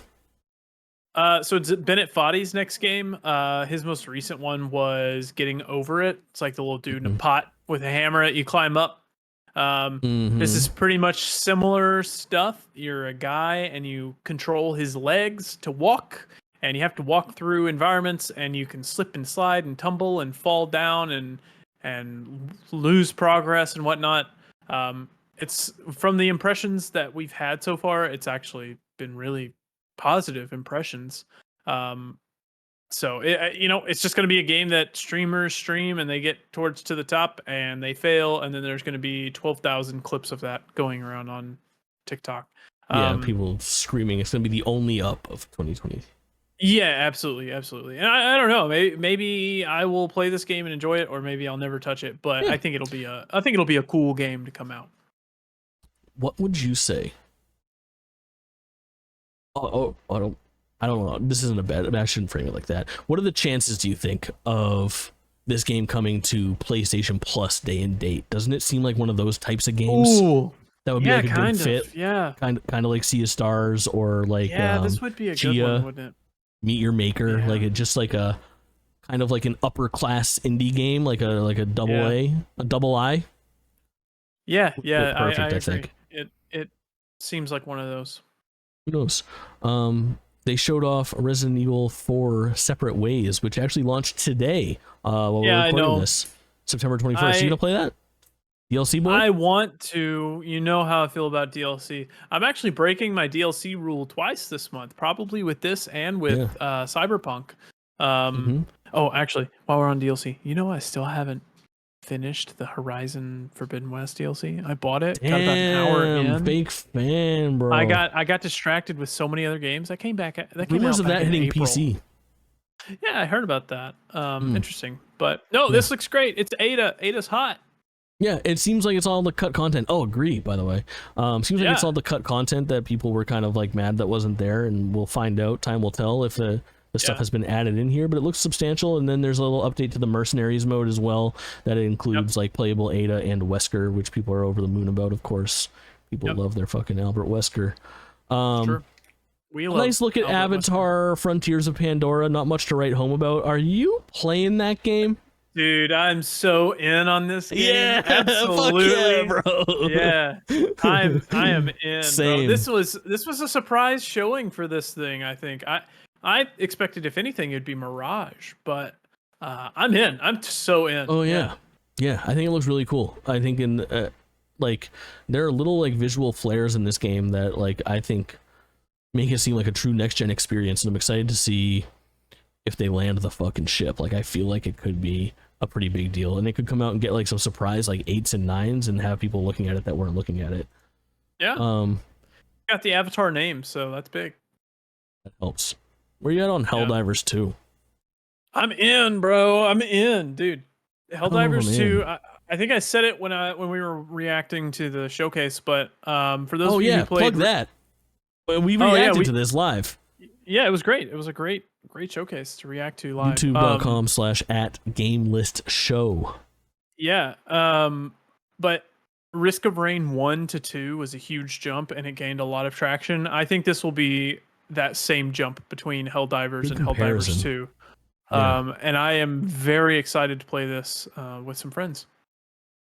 It was very the way that they showcased this game was just like, we've shown you trailers before. Here's just like raw gameplay, but it sort of had that corny like you had like the mic chatter like, oh, we got to do something else to bring it out of the defenses.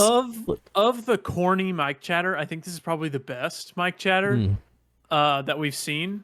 It's definitely better than that old Division 2 video where they're like, all right, bring out your AR-15 ZXR with go to the designated drop zone. Yeah. Oh, you know what happened today? Ubisoft like old school press release announced the Division 3, which I feel like was already announced. Yeah. But I don't know. There was Division Homeland or something. I don't know. There's like Division. There's like 4 different Division games. I don't know what the fuck they're doing. It's kind of a mess over there. Yep. That's Ubisoft, baby. Yep. Helldivers 2. Good game. It's gonna be good. Helldivers 2, good. You heard it here first. If it's wrong, at Kaulin _ on all platforms. Tell him he's very stupid.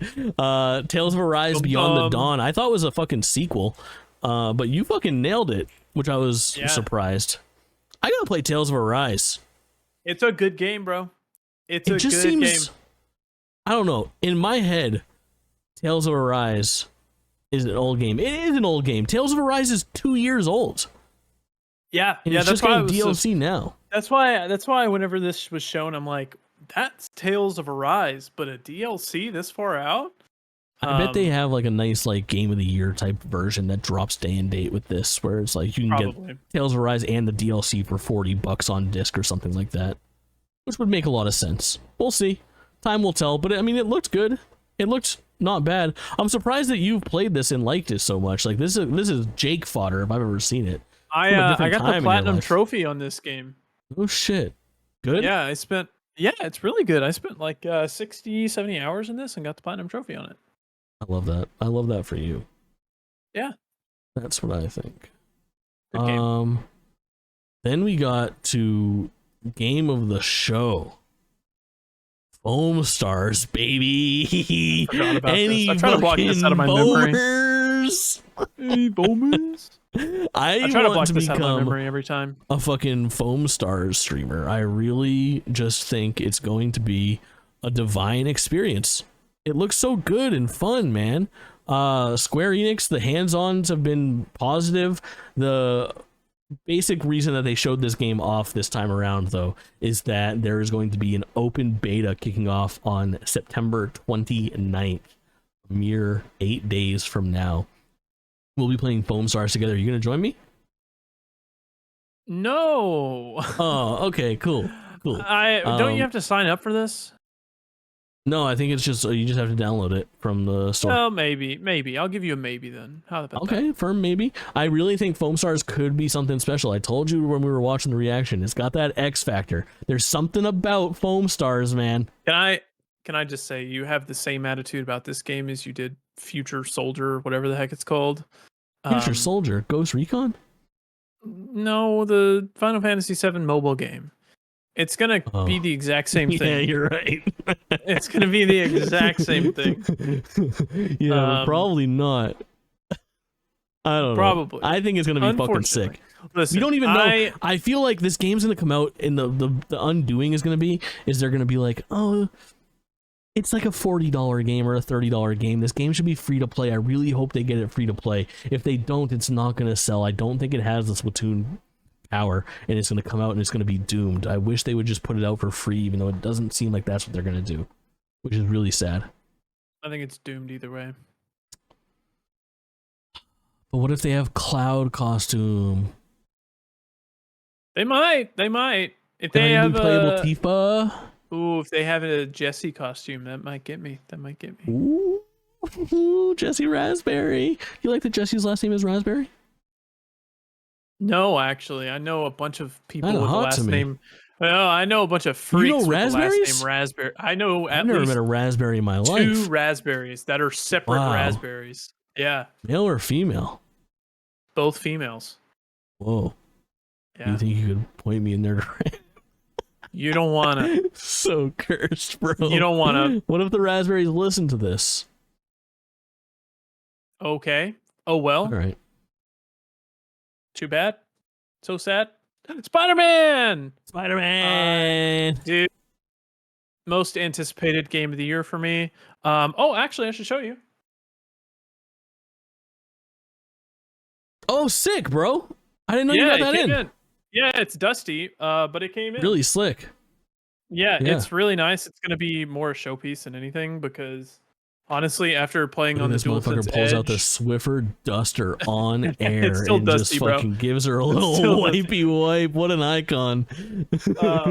But yeah, listen, I have a dog that's very hairy. But yeah, it's a great looking controller. I didn't get the plates, unfortunately. They sold out so quickly. But the controller I don't have a looks slide great. for that, but they announced new plates. Did you like those? Oh yeah, the like deep earth tones, like the deep earth edition or whatever. Earth core. Yeah, Yeah. I think they're blue, like red, metallic or something. Yeah, they look There's okay. blue, red, and silver, like grayish silver. Yeah. At first, I thought it was like just showing off the existing ones, but the blue is what separated it. I was like, oh, all right, that's new. Yeah. That blue. Yeah. It's cool. If I was in the, if I gave a fuck or like, I don't know. My PlayStation is like tucked in a corner on like a server rack, basically. Like I don't have a fucking. I'm not trying to make that look pretty. I've got mine all blacked out. I've got the black D brand plates when they released the first type that was exactly like the PlayStation ones. Pretty cool. Yeah, and the glossy black middle part has a matte black decal over it, so it doesn't get fingerprints on it. Cool. Good idea. Yeah. But Spider-Man 2 looks good. So last time to show it off, they showed off like some alternate costumes and like the extra areas and boroughs of New York that you're gonna get over on the east side. Yeah, which is cool. I think what will it be the next episode? We will either have played this. I want to aim to record this on like the 18th or 19th, like the day before it comes out. Yeah, because this comes out like in splitting October is going to be a month. Smart. Yeah, Correct. This comes out in a month. Yesterday, yeah. So today's the 21st. The other train of thought would be to record it on like the 24th or 25th, so that we can have some Spider-Man and Mario impressions. Well, my plan is I'm getting the collector's edition for this game, so it should be in that day. If not, I will go out and buy a physical copy or just double up a digital copy. I don't care. I'm buy a physical copy and then trade it in and take like a $20 hit, you know, or keep it because I like physical games. But hey no. This game, I mean, saying it ahead, this will most likely be my game of the year. This is the most anticipated game of the year for me. I love Spider-Man. It's my favorite superhero. I mean, I just adore. It's gonna be up there for me. Spider-Man. I feel like I'm in like the same spot with this game as I was. Fuck, what game kind of like snuck up on me recently? I really forget exactly what it was, but there was something where I was like, I forgot that I'm really excited for this fucking thing that's coming out, and then when it dropped, I was like, oh yeah, I loved and fucking adored this. I think it was Final Fantasy 16. After all of the like craziness of the middle of the year. No, it can't be Survivor. But that's a potential game of the year for this year. We talk about a potential game of the year for next year. Yeah. The fucking showstopper, bro. Final Fantasy VII Rebirth had just such a good showing. Would you agree? Like that Final Fantasy VII Rebirth trailer is up there with that launch trailer for Zelda from last year. Yeah, I agree. I have never seen a video game trailer that looks so fucking fun. Like they show off so much of this game that it just continues to deliver. Yes, the Segway, of course, chocobo racing, fucking bike racing, rock'em sock'em robots with polygonal features. We're looking at Junon, we're looking at fucking Costa del Sol. Like so many things are showcased in this. They're alluding to like playable fucking Sephiroth, playable Red 13, playable Kate Sith. Just absolutely unbelievable. Just yesterday, there was an embargo lifted on previews. They flew out a lot of games media journalists and influencers to come and play the game. And they got demos of an open world area just outside of Junon where they could do some exploration and ride chocobos and stuff. And then they also got to play what's essentially going to be likely the tutorial area of a flashback story in Nibelheim, which confirmed playable Sephiroth, which is so fucking cool as well. Yeah. Just really a lot going on for this game, and the big pitch for this was that this was the release date announcement trailer, and it's such an easy release date to remember this time around. Again, there were a lot of delays for Final Fantasy VII Remake. It got pushed from I think initial like after a bunch of delays at the 11th hour. It got delayed into April from March release date, but it was during those early COVID days as well as in 2020. I feel like this one's going to stick. This is being released on Leap Day, February 29th, 2024. Yeah, that's awesome. Fuck, does it look good, man. Alexander, the summon that's basically a gigantic building. You got Odin in this trailer. There's just so much happening, and it looks fun-filled. It's my most anticipated realistic game of the year. Game in general. I can't think of anything I want to play more other than Kingdom Hearts, you know? Yeah. See, you're lucky because the games that you adore are actually coming out and being remade. I waited 20 years for like you did 17 and years you for know, Kingdom Hearts. And I'm waiting. We just hit the 20th year anniversary for Sly 2. Yeah, true. So Sly's a tough one. We're nearly there. Sly's a tough one, man. Yeah, but Final Fantasy VII Rebirth, man, like I at this point, like I don't see a world where this comes out and it's not my game of the year next year. Like it's going to be an early battle for it to hold on to the title. But Final Fantasy VII Remake, I was talking to you, or we talked about this on the reaction stream, I'm pretty sure, where with Final Fantasy VII Remake, if Remake is my game of the year 2020, and my game of the year 2021 is Ratchet and Clank. I always forget the fucking subtitle of that. Ratchet and Clank destroys me. Rift Apart. 2022 game of the year is God of War, followed closely by Elden Ring. Those are almost even and tied.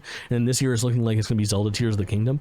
But if you told me to choose between those 5 games that I just listed over the last like 5 years, of which is my favorite, it's Final Fantasy VII Remake with a fucking bullet. Like, I would trade all 4 of those other games for Final Fantasy VII Remake, is how much I adore that game and how much that franchise and that game in particular means to me. Where I've gone on record of saying, like, I think Final Fantasy VII Remake is a top 5 Final Fantasy game, not just like on its own merits. I love it.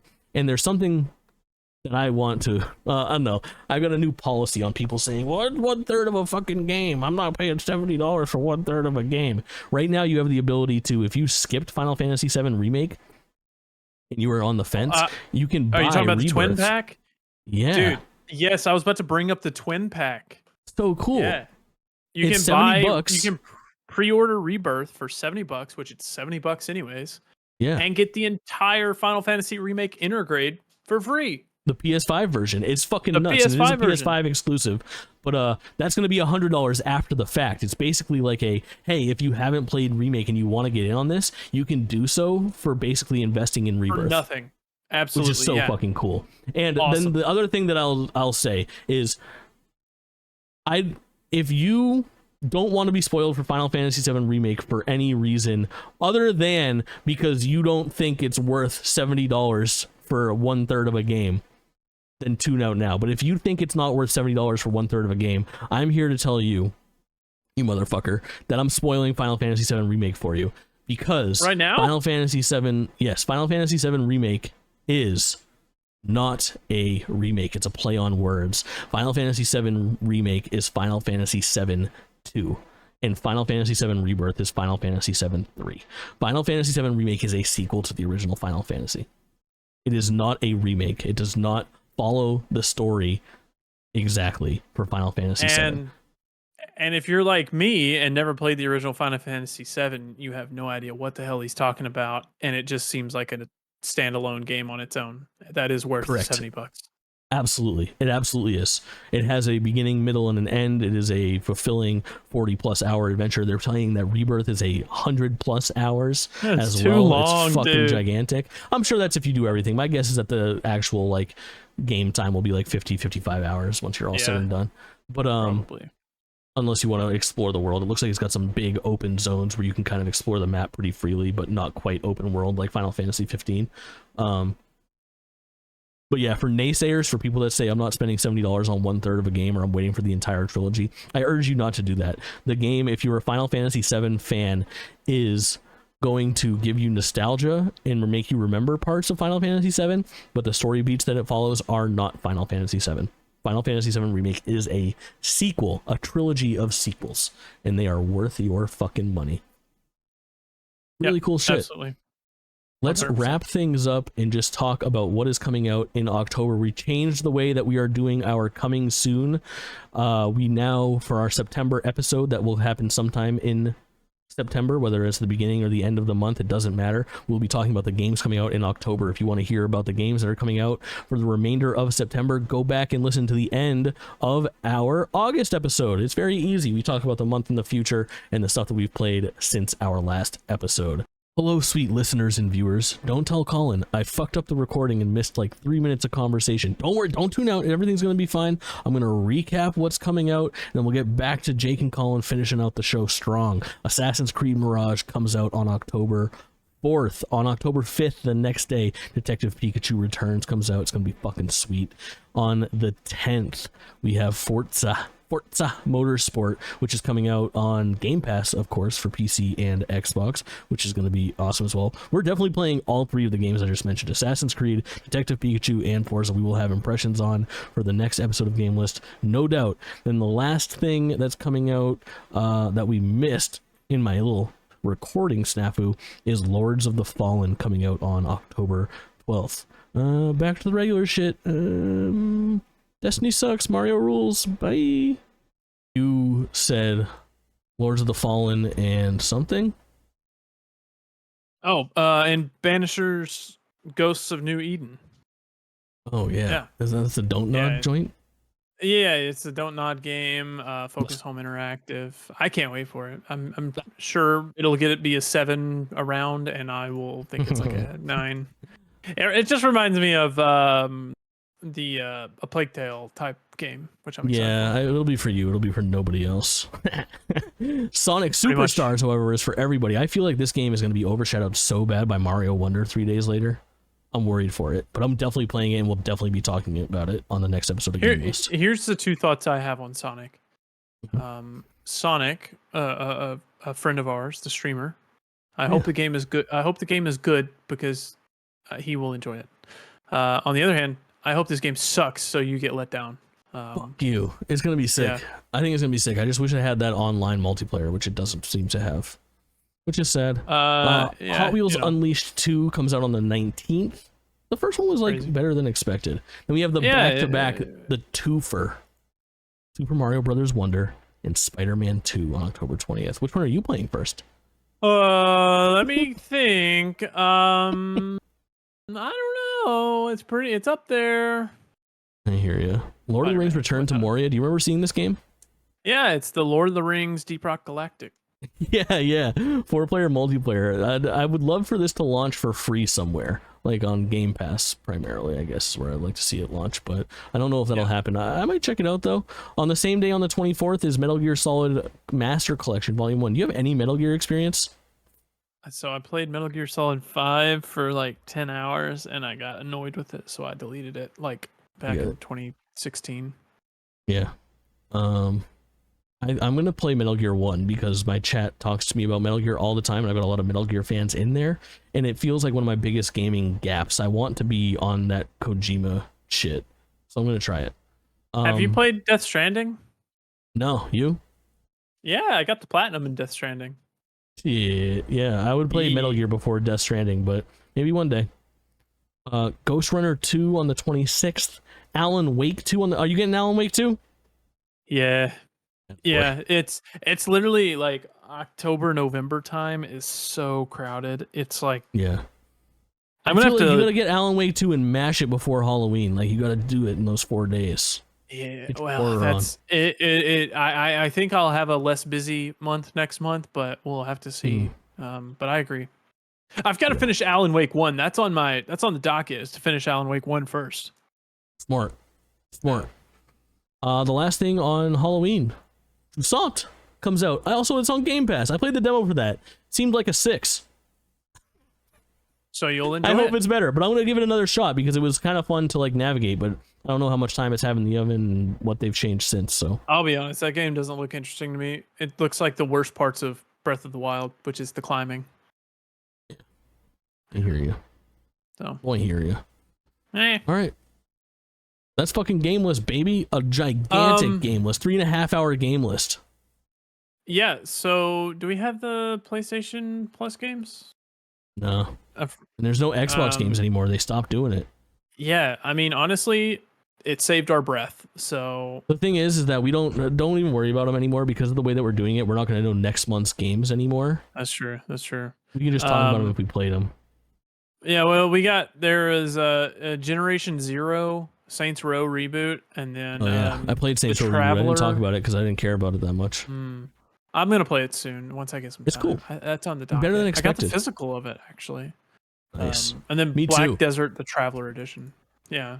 Oh yeah, Black Desert Online. People love that. Yeah. I've never touched it. Colin, where the fuck can they find you? You can find me at Kaulin _ on Twitter. And then just look up Kaulin _ or youtube.com/@Kaulin _. I'm there as well. That's where I do most of my stuff now. Kauline. Yeah, I stream and post playthroughs on YouTube. So hell yeah. Yeah, check me out. I am Jake Twitching on all platforms. Just go to amazingstreamer.com and you will find everything you need. We are GameList at GameList Show on all platforms, but really we only post on YouTube and your favorite podcast app. Leave us a review, find us somewhere else, pop into our chats and say what up. We'd love to hear from you. What? Yeah, speaking of which, I requested some more reviews on Spotify last time, and we got 6 reviews since the last request. So thanks for the reviews, guys. Keep doing it. Really? Yeah. Hell we yeah. have 6 people who reviewed us on Spotify. Fuck yeah. What do they say? Yeah. Well, it's just a star rating. So what's our star rating? 4.3. I think one person didn't like us. Hey, let's fucking go. We'll take it.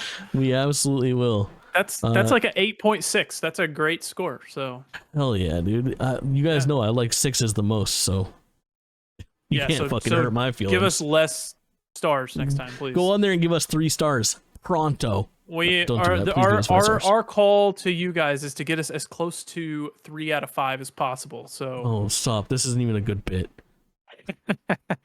All right, that's the show.